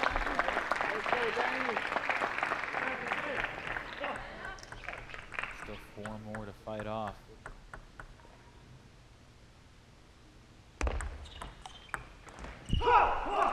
Lorenz wins it 11-7. And this singles match will be even heading into the rubber game. Lorenz just doing an exceptional job getting his backhand to go just as strong as we've seen his step arounds with the nice serve return. What do you see from Roman's mechanics here in the super slow-mo? You see how he gets his racket tipped down in order to spin up even a low ball, using a lot of wrist, torquing it up. Perfect placement right into the body. Gorak really unable to do anything with that ball, but get handcuffed. Great play against the opposing serve. Where do you play, Philip? Daytona? All right. Do you know these guys? How do you know these guys?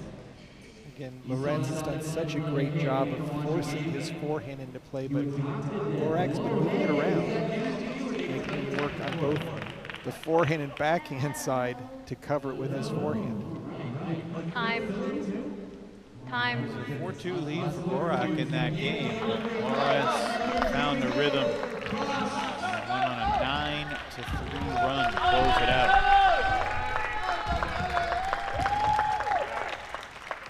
Game 3.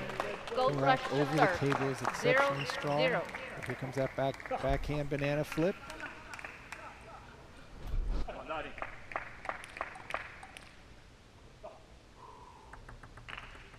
Lorenz to serve to begin game 3.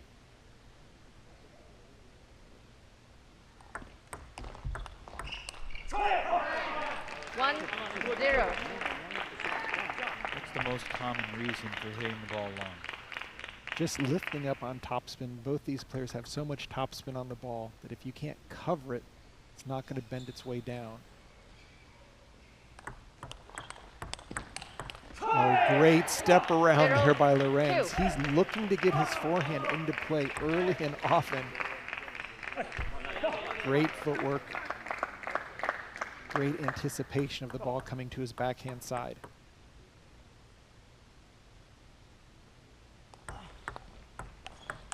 And that's where Daniel Gorak needs to go. That stops the backhand step around by going out to the forehand side. Caught him off guard a little bit. Oh, a little bit of an overplay there. You went for what you wanted. That ball was too low before you could drive it. He's got to catch it earlier at the top of the bounce.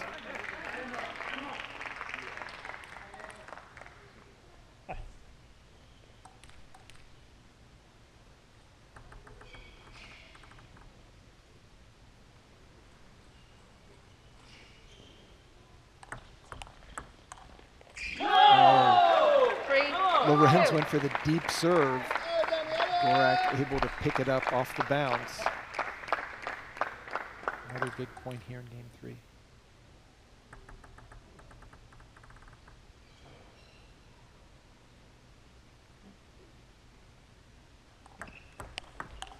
There's the shot you were calling for. Going to the forehand side. Yeah. When Gorak goes out to the forehand, it nullifies Lorenz's backhand step around. That ball did not come close to hitting the edge. It was on the side of the table. Saw that earlier in the Ojo Hazin match where both players had a number of balls graze the top edge or the side. And now Lorenz looking very sharp.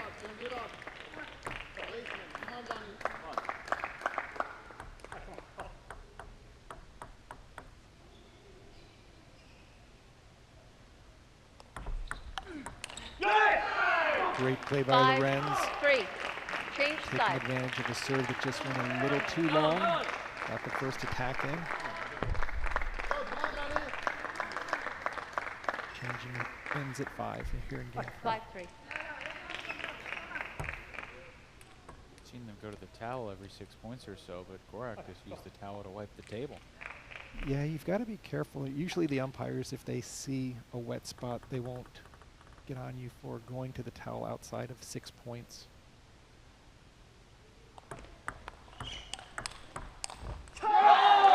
Good block there by Gorak.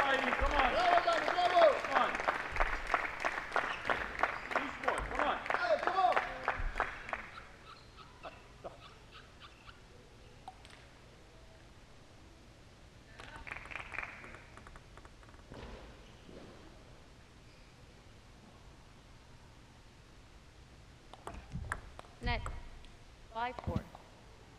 Ready?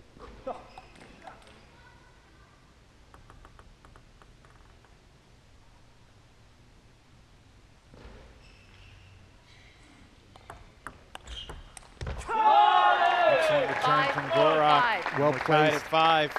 Wide out to the forehand. You've seen that. Get out of that backhand corner.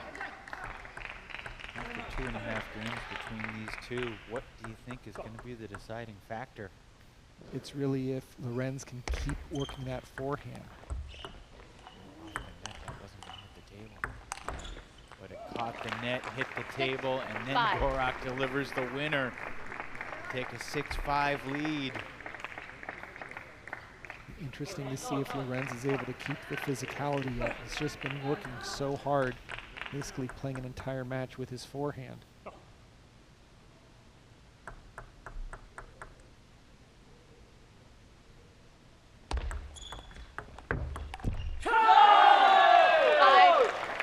That ball was rushed.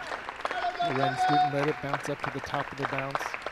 Just try to flip it too early. And see he steps in and just boom, right off. Gotta let it get a little bit higher.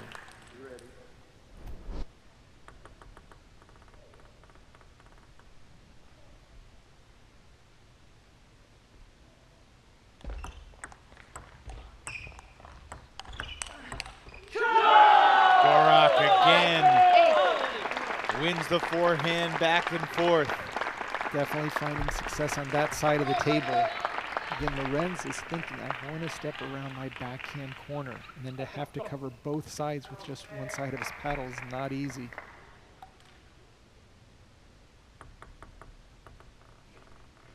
Feels like a must-win point here for Roman.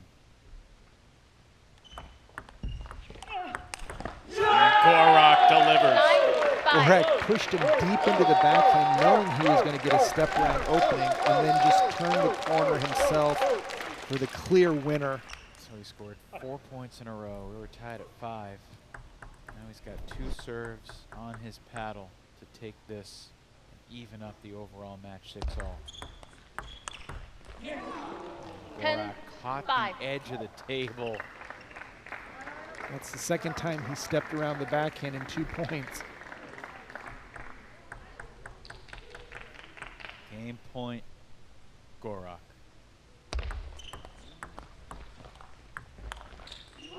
That ball was so spinny that Lorenz lifted up. There'd be no way for Gorak to re-loop it from where that ball was at contact. Lorenz has worked too hard not to keep fighting to try to get back with these 2 serves to within 2.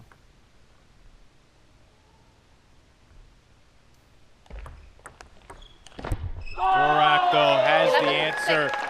Game and match to Crocs. The Crocodiles take another bite out of the Goldrush as Gorak wins it 11-6 in Game 3, closes on a 6-1 run.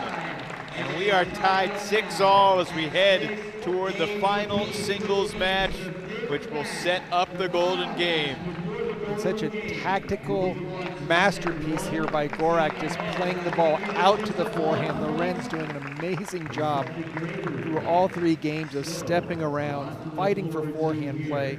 But Gorak just so strong with the backhands. Here comes the chomp. I'm joined now by Dan Gorak. Dan, congratulations. You took a good bite out of Roman there. What was the key to closing it out? It was 5-5, and you won 6 of the last 7 points to take it 11-6. This was the very tough match. It was 1-1 and 5-5, and I was consider which serve I have to play because before I played another serve, and then I started to play just straight serve, dead ball, and be focused what I should play. And I think this was the key to win this match. And Daniel, how often were you expecting to get that ball out to his forehand side? It seemed he was stepping around his backhand at every opportunity, but when you had a chance and you went to the point, it really did well. Yeah, I know him very well. He stepped around a lot of times because his backhand is weaker than forehand. That's why I prefer to push very long, very fast, and then I saw like he's a little bit late, and I have opportunity to attack him, and this was the key. Well, we've heard from the MC, Adam Bobrow, that there's a lot of Daniel Gorak fans in the crowd today. What's it like playing in front of all your fans here in Major League Table Tennis? Of course, I'm very exciting to be here. I have so many friends over here because now I live in Florida, in Tampa Bay area, which is I love it, and I'm happy came my friends and I can win in front of them. A slightly different climate here than in Poland? For sure, it's much better weather. Congrats on the win over Roman, and we'll see you in the Golden Game in just a little bit, Daniel. Thank you very much, guys. Daniel Gorak, from 5-time Polish national champ to Florida resident. And he takes 2 out of 3 from Lorenz. So it's 6-all. And this final singles match will determine who has the edge heading into the Golden Game. And Sean, this really should be a fantastic match. Benjamin Brossier from the Florida Crocs and Kai Zhang, who won 3 straight matches yesterday. Brossier went 1-2 against Alex Chen, lost the first 2, and then roared back. His last singles game that he played, he won 11-1. So that's the last game he played. Zhang won all 3 of his games. And here we get ready to go. Yeah, Zhang was the surprise factor yesterday, taking out the Chicago win with his stellar Free forehand game and to play. backhand whips that we Game saw. one. He hasn't Crocs been serve. practicing and training as 0-0. much since he started school in Southern California, but he was feeling it yesterday. Oh, Kai Zhang with the forehand unloads on the Brassier serve. Kai Zhang knows one speed, it's all out, whether it's on the forehand side or the backhand. 2-0. He's quick, he's fast, and he likes to go for winners. Trying to break with the net on that second point. He wins both the Brassier's serves. Oh, and great serve there by Kai Zhang. 3-0. Really short and low. Catching Brassier.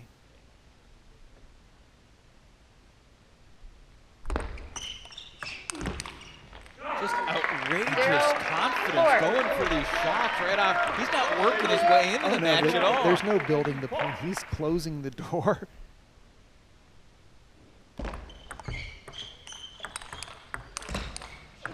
Finally, Brassier gets on the board. I'm not sure how he saved those. How did he get those back? I mean, Kai Zhang had 2 missiles off the backhand there and the forehand. You could just see Brassier just taking the beating. Playing self-defense.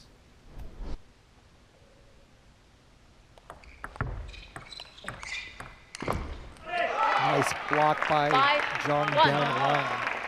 That's really stood out so far in all these matches. When somebody steps around their backhand to play a forehand, that forehand court is open.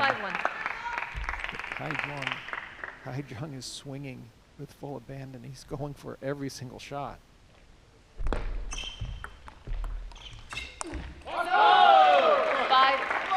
That one was long. That's 5-2. We're halfway through this game, and it seems like they've only played about like 15 seconds.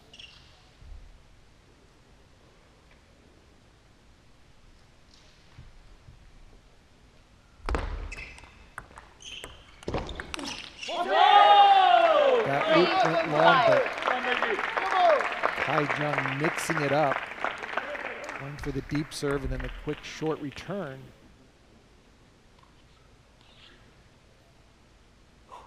Two guys both in their 20s. Brassier 29. Zhang in his mid-20s. Net 3-5.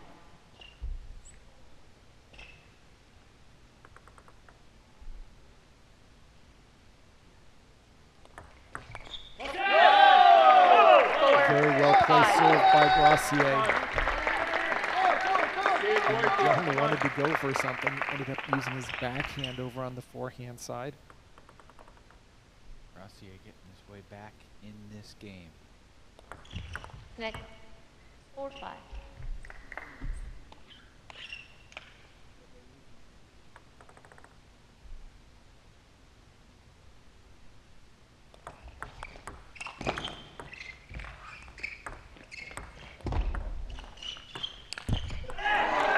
Great coverage from Brassier, but just too much from Kai Zhang. Kai moving him all over the court. Just going from a chop to a drop shot, running up and getting that forehand in. Brassier tried to turn the corner. Brassier did a great job staying calm, keeping his balance. And then after the point, just again, keeping himself mentally positive there. 7-4. Zhang going for so much power. He's got the serve now. Brassier is very close to tying it up at 5s, but now a 3-point gap. One more serve here for Kai.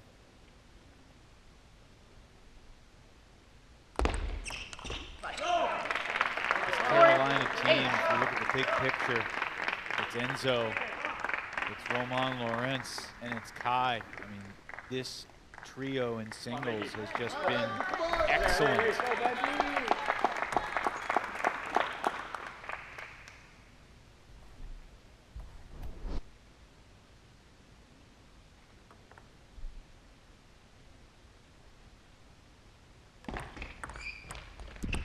And I think you're going to have to credit 4-9.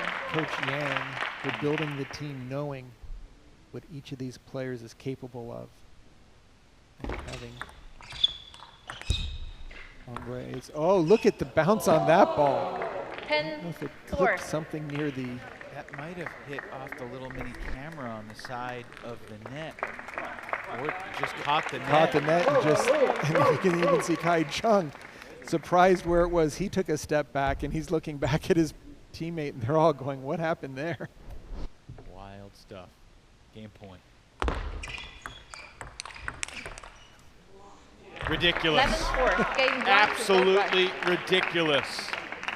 Kai Zhang wins it 11-4, and it did not feel that close. Oh, Kai Zhang is just bringing the heat, showing his ability to go for winners. What happened?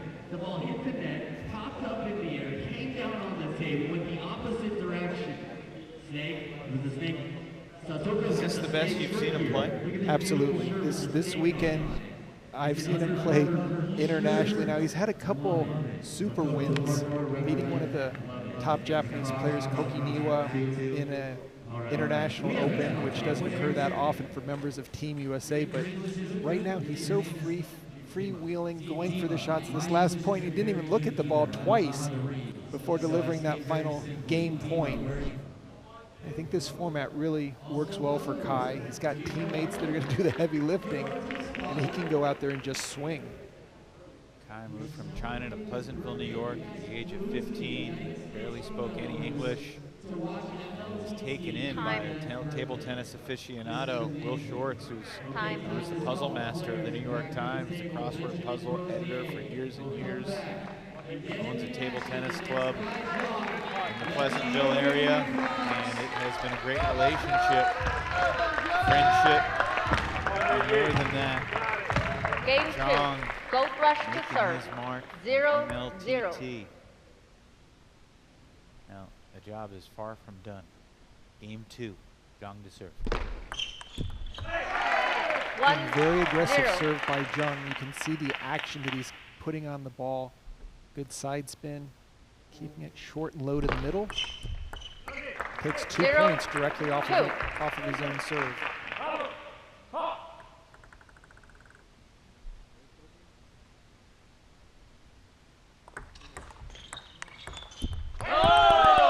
That's exactly what Benjamin needs to do. He needs to get his offense going. Not allow Zhang to take swings off of defensive pushes. 3-1. Zhang splitting those 2 serves from Brossier.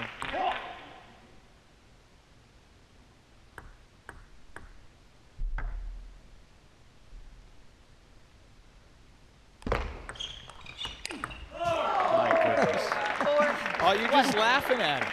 I mean, it just doesn't make any sense. He's taking the ball from below net height and he's driving it just like there was nothing on it. Timeout. Timeout taken by Florida. Benjamin Brossier will chat it over with his coach, Frank Arias. Marc Duran, Michelle Levinsky in on the conversation as well. You'd think you'd want some sort of tactical change, although Zhang seems to have all the answers right now. Well, just to slow him down. I mean, he's just hitting winners, standing up, and he's smiling over there. He knows that the shots that he's landing are not easy. So happy for your celebration. But you live in the United States now. Generally, when you're in this position, you just hope to extend some rallies, make the person who's hitting the winners make a couple of extra shots or go for too much and reel the game back in on your terms. Still having a little conversation time. Tactics, it's amazing. Sometimes Closing in on the Golden Game, Carolina and Time. Florida. Both teams won yesterday. Winner will be 2-0 atop the East Division. Tied with Chicago. Beat Princeton earlier tonight. 8-7 going into the Golden Game, and then they won the Golden Game 21-11. Win the overall match 14-7. Back to action.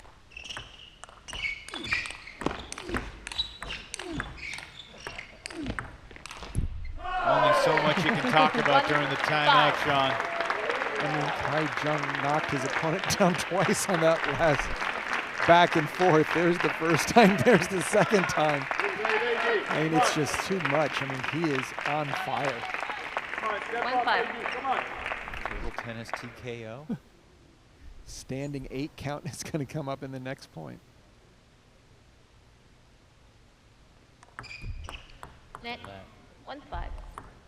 And Zhang won all 4 points on his serve and split the 2 points that Brassier served, and it's a 5-1 lead. And took all 3 points, all 3 games yesterday night. Sure did. 1-6. Lead widens to 6-1. Kai yesterday won the first game 11-10, then 11-8, then 11-9. Easy road so far today. That was a nice backhand by John. To credit Brassier to stay in the point.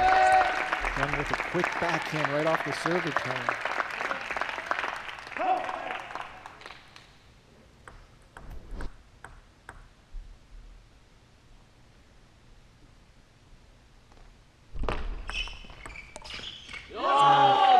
John went with a forehand fade there. He tried to come across his body, but really no angle. First point on John's serve that Brassier has won this game.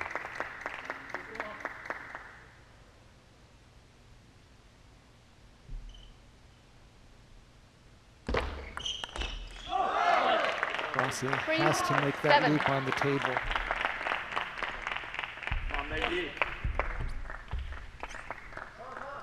Brassier lost the first 2 games yesterday and then won the 3rd game 11-1 and earned a point.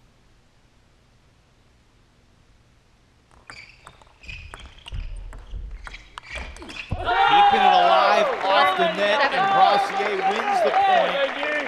Trying to hang around here in this middle game. And just really staying with it, working so hard. I mean, he's had bombs sent his way, but one by one, slowly creeping back.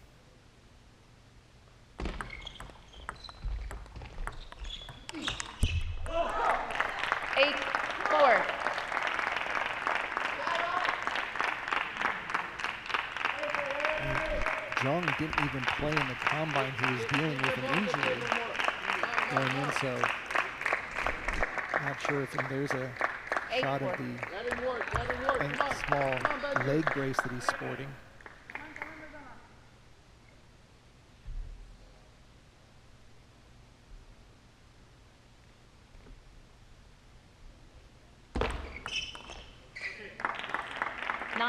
Effective serve by Zhang.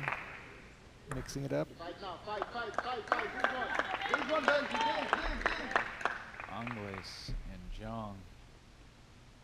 Carolina's 1-2 punch. 5-9.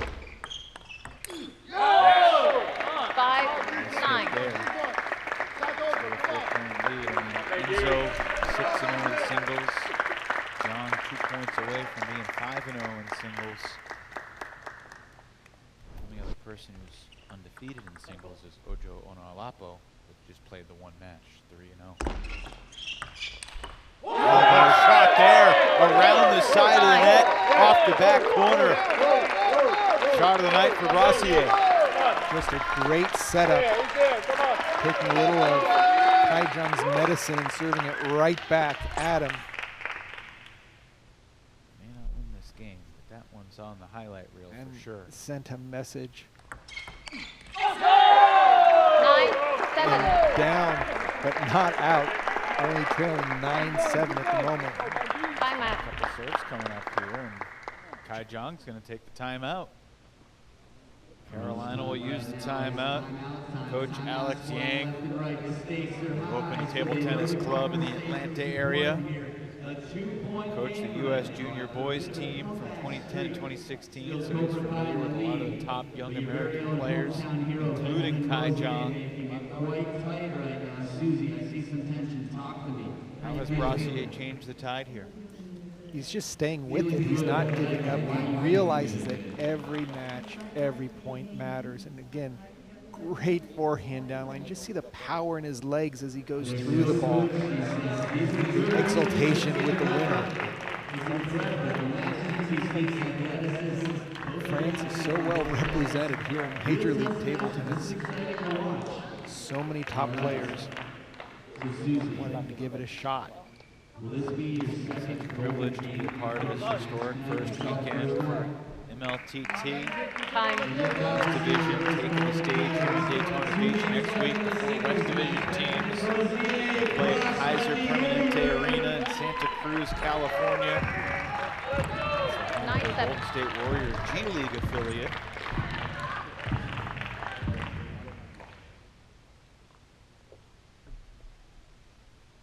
Zhang to serve.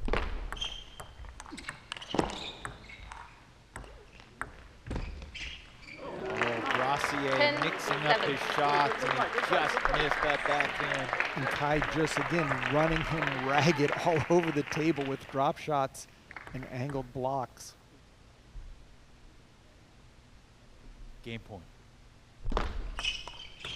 Nice backhand flip there by Brossier, jamming Kai in the backhand corner. He will get the serve.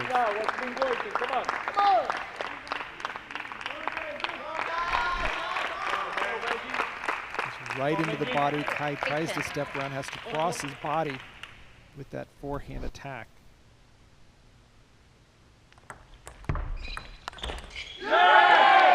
Brossier staying alive. He has not given up hope at all while trailing. He's an Olympian, after all. Represented France in 2016. 9-10. One more serve for Brossier. 9-10.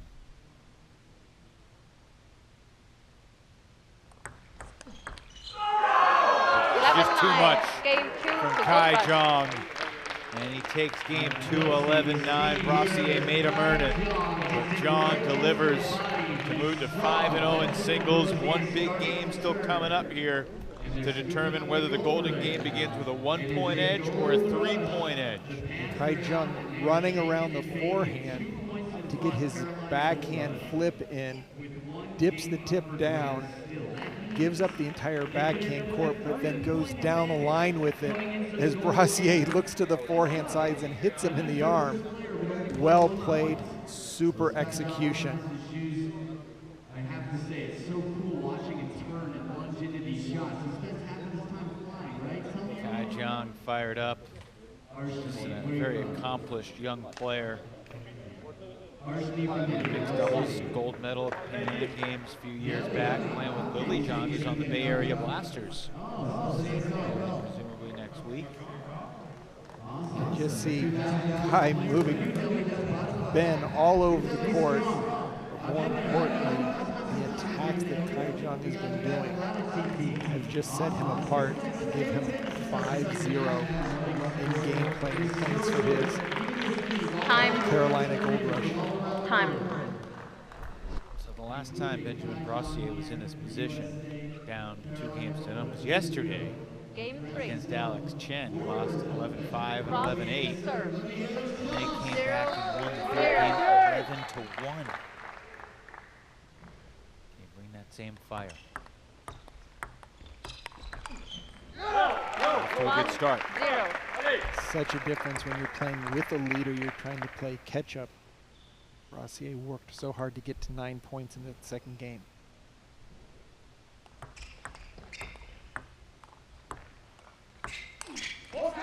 Two 2-0 lead for Brossier. 2.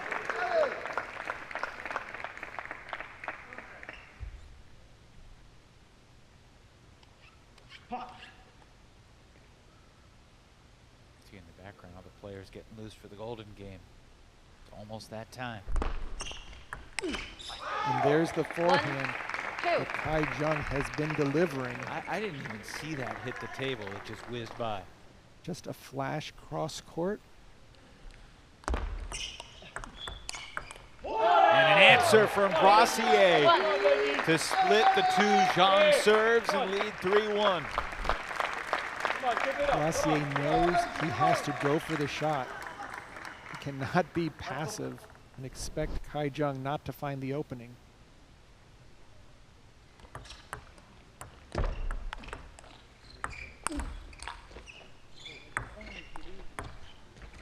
Brassier lays out and keeps it alive before Zhang puts it away. What an attempt. Oh, looks like he's holding his chest low, but he took a complete dive to jump in here. How he got back up to his feet, but then Zhang played it right to the middle and jammed him once again. Fans rising to their feet here in Daytona Beach, applauding the effort. Talking about knockdowns that we saw Let's play. in game one. Still got a 1-point lead, but he's trying to shake off the collision with that hard floor. You don't see that very often. Well, you don't see Kai Zhang's haymakers and knockouts.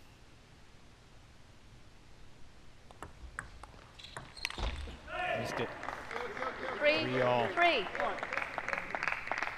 And these players are fighting for every single point possible.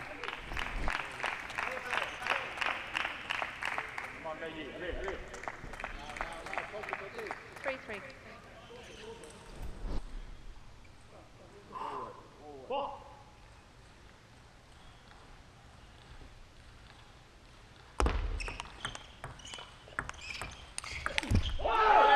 If Kai goes out to Brassier's forehand, he's going to be in trouble. He needs to stay on the backhand side so he can keep his forehand attacks going. Brassier is just too strong, playing that ball deep into the corner.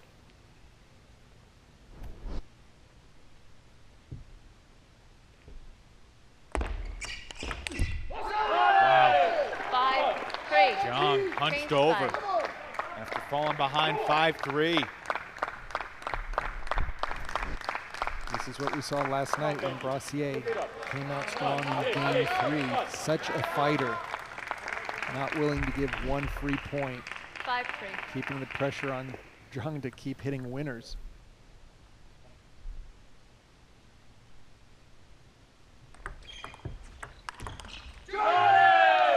What a game Benjamin Brassier is having now. It's a long way to go against Kai and his firepower. That was an aggressive deep serve into the backhand and then quickly stepping around and getting his forehand into play.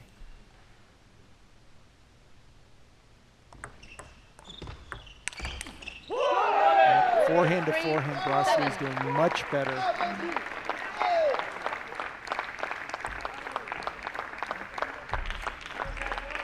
Let's see if Kai is able to rise to the occasion here.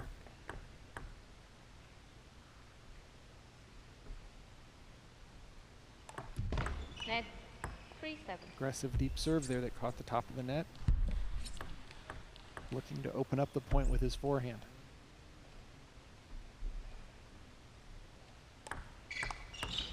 A 5-point lead now for the Frenchman representing Florida.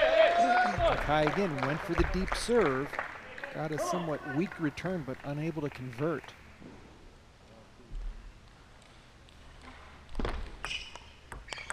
Oh, there's the backhand. 4. Kai Zhang just leaned over the table and put that ball away.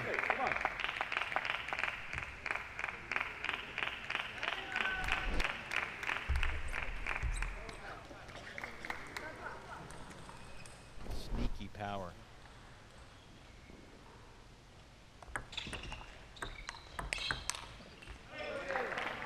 It's the difference when Brassier is playing his backhand, he's putting it on the table. When Kai Zhang is playing it, he's hitting a winner. Come on. You're first. You're first, Benjamin.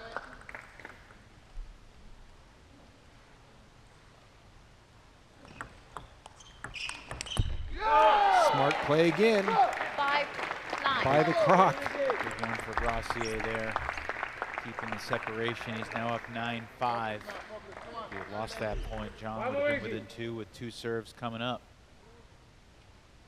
And Brassier 2 points away from a win. Oh, another surprise deep serve. Catching Brassier flat-footed.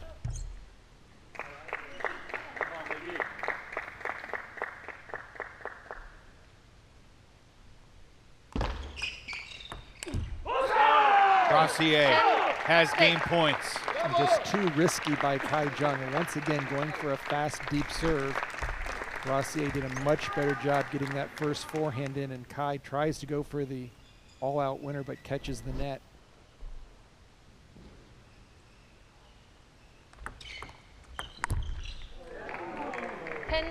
Seven. 10-7. Rossier going for that deep serve himself. A reminder of the importance of this result. Aside from stretching the lead from 2 to 3, it would give the advantage at the start of the Golden game. 3-0 lead would be huge. 1-0 not nearly as significant. 8-10. Zhang back within 2 at 10-8. Rossier goes to the towel.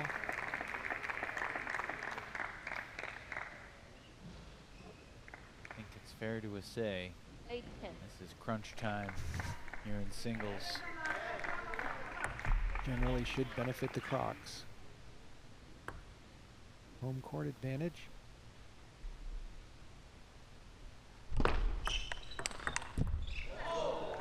Zhang has fought off 3 game points to make it 10-9. Tie it up. Benjamin Brossier takes care of it. Incredible effort from Brossier, really gutty stuff. After losing the first 2 games for the second straight day, he salvages game 3 and makes it just a 1-point match as we go into the Golden game to finish off this Saturday night. Looking for that serve to come off the end of the table. He just turns the corner and drives it for a winner under Kai Zhang's blade. Excellent play to take a 1 point going into this final Golden game instead of trailing, and then we've got the chomp following up.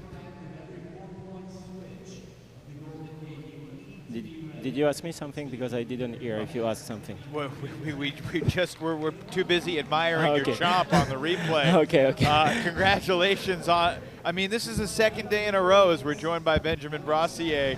First of all, the celebration. Let's talk about that first before we talk about the table tennis. Yeah. How has this celebration taken over this entire team's identity? I don't know. I think we have a cool identity, a cool logo with this Florida Crocs, you know, and we thought there is something to create around that. And this morning we wanted to be a bit creative and to do something. And yeah, but at the end of the match, I didn't know what to do actually.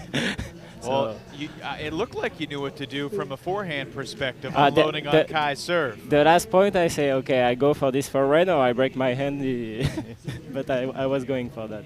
Benjamin down 0-2 against Kai. Clearly, he was really playing well. How did you change the momentum and ultimately get that win? I don't know if I really changed something, but I had played 2 sets against him, so I had time to adapt maybe on his service, on his ball quality, because he has a really special game also with this Chinese rubber, Hurricane rubber. It's always special when you are not used to play against this kind of games. So I think I just adapted to his game, and I told to myself, okay, you have to fight for this set, and I went like 100% for that. And Benjamin, you fought so hard in the second game. How did you keep not being disappointed after game 2, but just to keep your mind and focus like you did last night in this third game tonight? I try to take this new system we are facing in MLTT as like 3 different matches. Like every set is a match because every point count. So I try to forget the 2 first set and told myself, okay, you have to go for the third one. The Golden game is going to decide this. What's the thinking as you head into this climactic moment? Yeah, we'll see. What's in my head? I don't know. I'm in the interview at the moment, so I will have like 30 seconds to switch for the Golden game. But we will fight for that, and I hope it will be a good result for us. All right, we only have 10 more questions for you. I'm just kidding. We'll let you go, Benjamin. Go play the Golden game. Thank you. Thank you for that. Okay, Sean. It's 8-7. Carolina has a 1-point lead. And the 6 points at stake will be the deciding factor tonight. And Dan Gorak steps to the table against Roman Lorenz. These two played in the third singles match with Gorak taking 2 out of 3, but it was intense. Enzo and Duran coming up, then more Zhang Brossier. Interesting, we'll see the crossover, cross-gender matchups with Lin versus Onaolapo. And then Ekholm will take on Hazin in the 5 spot. Should be very interesting, especially with Ekholm and Hazin. They work together at the same club. Ekholm's actually his boss in Ping Pod. Is Jeremy 0-1. also is a student at NYU. Matilda is the head of the coaching division. I don't expect any mercy from employee, boss, or otherwise. Oh, Gorak with a quick equalizer. Remember, Carolina begins with a 1-point lead, but Gorak has erased that advantage. And look, if it was 3-0 at the start, it would feel like a much bigger deficit, obviously.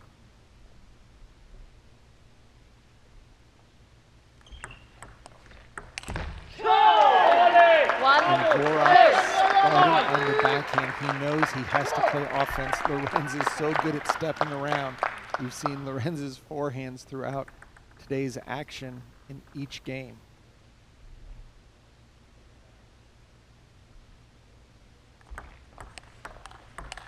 Gorak takes all 3 to begin the golden game for Florida. What a way to send a message and to start strong. Daniel Gorak with powerful backhands. Lorenz, what can you do? But now, Durant. Angles gets the Goldrush back on track. Angles very vocal. Every time he's won a point, he's turned to his team.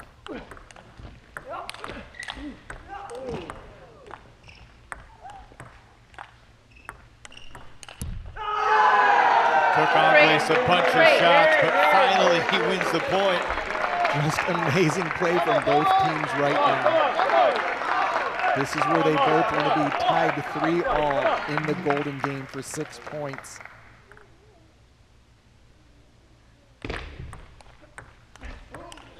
After a gigantic toss, Angles wins his 3rd consecutive point. I have never seen Enzo so pumped up for an individual point.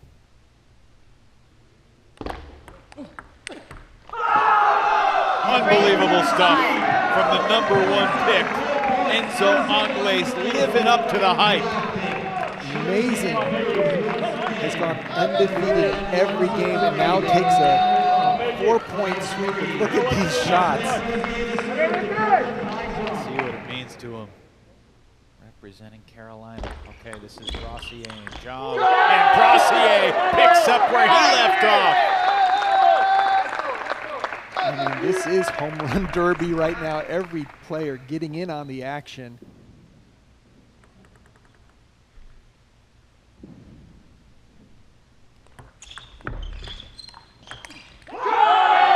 Zhang took 2 out of 3 against Brossier, but Benjamin has all the momentum in this head-to-head. Brossier getting his forehand into play, keeping Zhang at bay.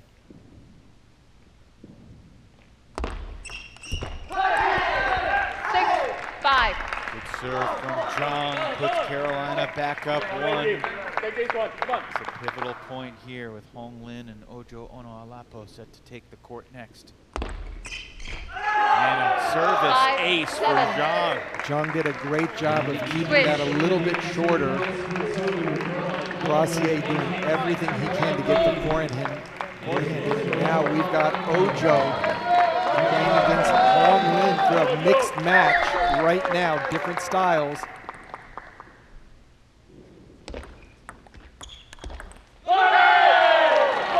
Power from Ojo in the opening point. Hong Lin needs to keep that serve really short on the return. Oh, and she goes for the backhand penholder. RPB backhand smash. can't get through the ball. Ojo looking very strong.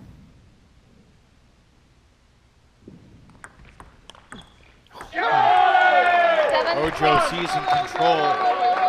Remember, each team has one timeout they can use in the Golden Game.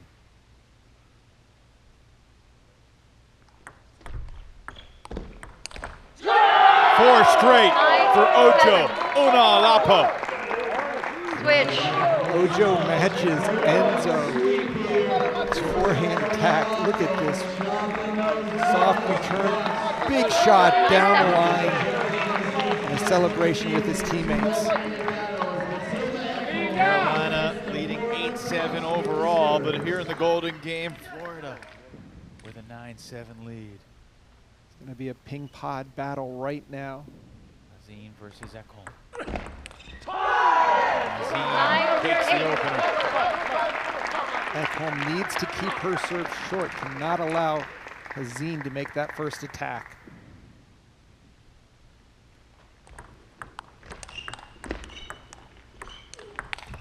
Oh, what a rally. And Hazin puts it away. Wins both points on Ekholm's serve. That's the best we've seen Jeremy play all night. Nice combination, and now he has the serve.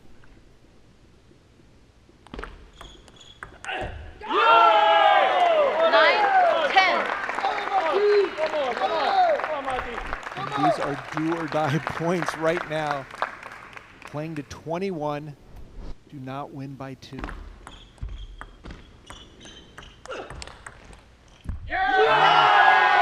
Ekholm responds, wins both points on Hazin's serve. Great forehand attack by Ekholm, and you can see it on her face after this beautiful backhand forehand combination. She wants this badly.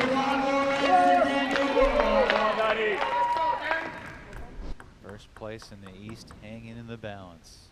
Goldrush serving to Lawrence.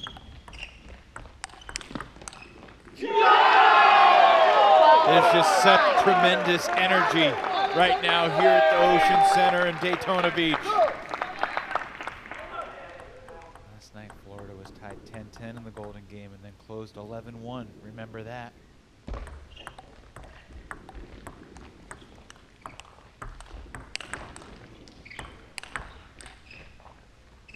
Goldrush takes another. Just playing so well, getting his forehand into play, keeping Lorenz off the table, forced to lob, and opening up a 4-point lead.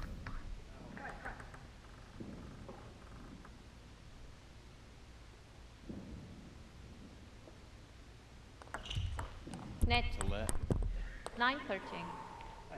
So Andres will take the court next since he won all 4 points the last time. He's got almost half his team's points. Right.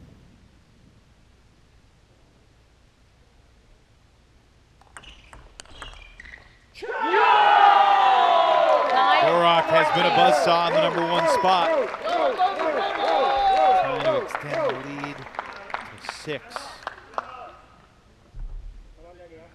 Timeout taken. I mean, this is a critical point, whether it's a 4-point game or a 6-point game when Angles retakes the table. And how do you slow down Daniel Goldrush, the hometown favorite here, just playing perfect table tennis. Goldrush just doing everything he needs to. Great blocks off the bounce, continuing to get that powerful forehand, sending Lorenz back into the backcourt. Perfect table tennis by the Polish star. One more serve for Roman Lorenz, representing Carolina. Goldrush did such a great job attacking that short serve. Just getting the job done for the Crocs. Can't deliver any better than that. Now Duran, and if he can take 1 point off of Enzo here, it would feel like a victory and would set up the Crocs to try and close this out. Angles takes the court with such pressure. and just looked so calm and so smooth and so dialed in. And that was a tough return of serve by Angles. He kind of threw it up there, but then came back with a wonderful forehand. Oh, Duran! 10-16. To Marc Duran, excuse me.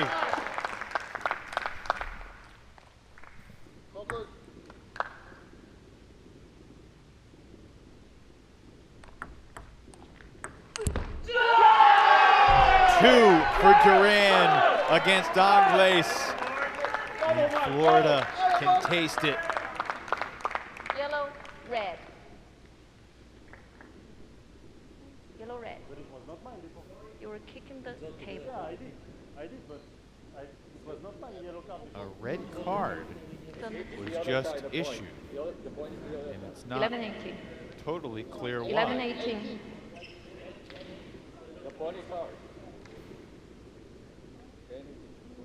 Sean, do you know what just happened? No, I think what happened was because one of the earlier matches had that yellow card that continued on. What did Enzo do to earn a yellow?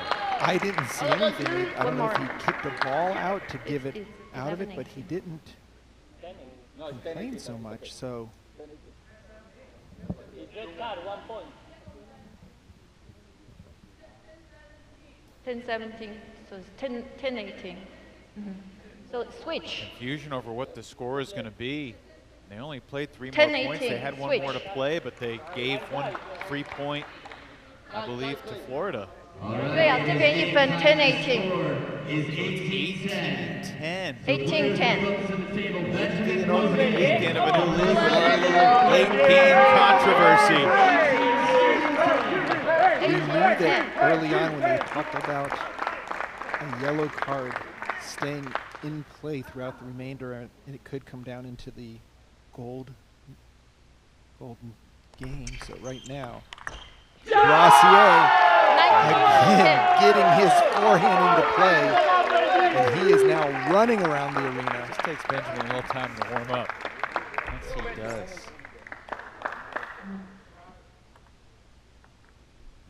19-10.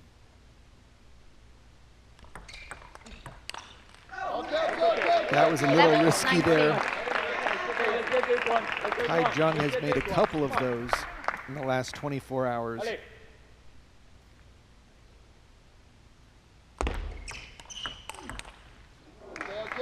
Gets his forehand going. 19.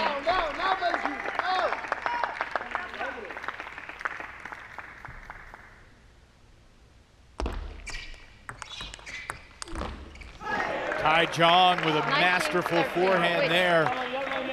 Ojo Onuolapo, though, comes to the table with a chance to win it for Florida. Holton Lynn's going to need to take 3 out of 4 at minimum from Ocho. Otherwise, Florida's going to be alone in first place. Ojo has to be, he's got to be careful. Her style is not easy to play against, quick off the bounce. But now, match point for the originator of the Croc move.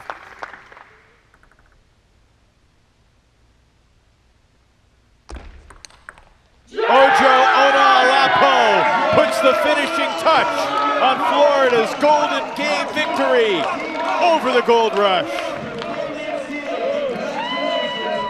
The Crocs take it 21-14, and they win the match by an overall score of 13-8. Florida on their home soil, 2-0 atop the East Division of MLTT.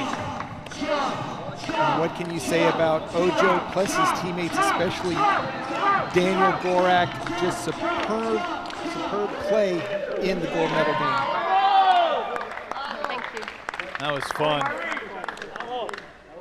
This Florida team fell behind 3-0 to start this match. And it's a good thing that that the red card doesn't decide the game.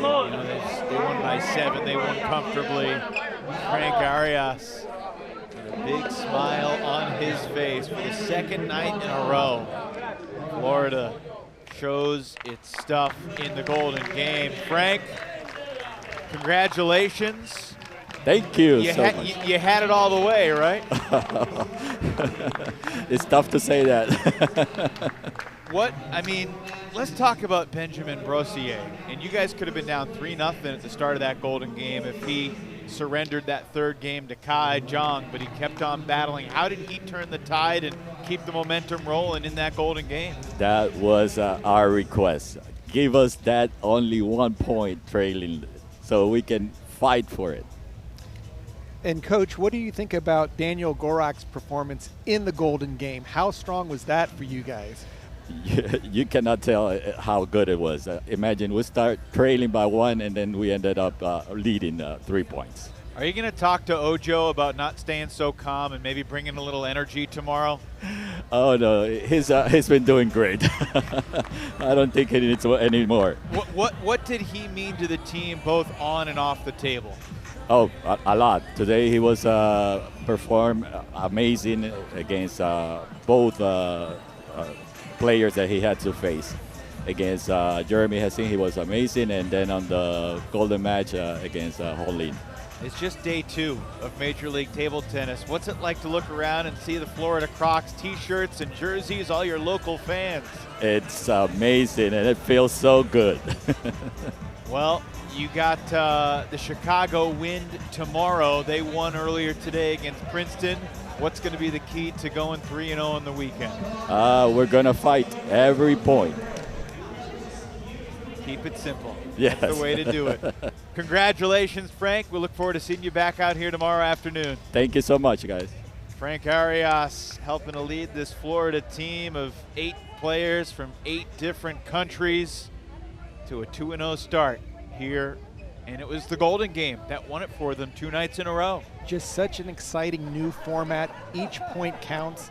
Teams coming into the Golden game, respective of how they did in that early singles play. Just great action here in Florida. So tomorrow our day will begin at 1 p.m. Eastern with Princeton and Carolina. Princeton looking for its first win. Carolina will be trying to get to 2-1 on the weekend. And then Florida and Chicago will wrap up our first ever MLTT showcase here in Daytona Beach. Sean, quick final thought for you on what we saw today. Chicago and Florida getting victories here on day 2. I couldn't think it was getting any more exciting than last night, but we definitely did it again.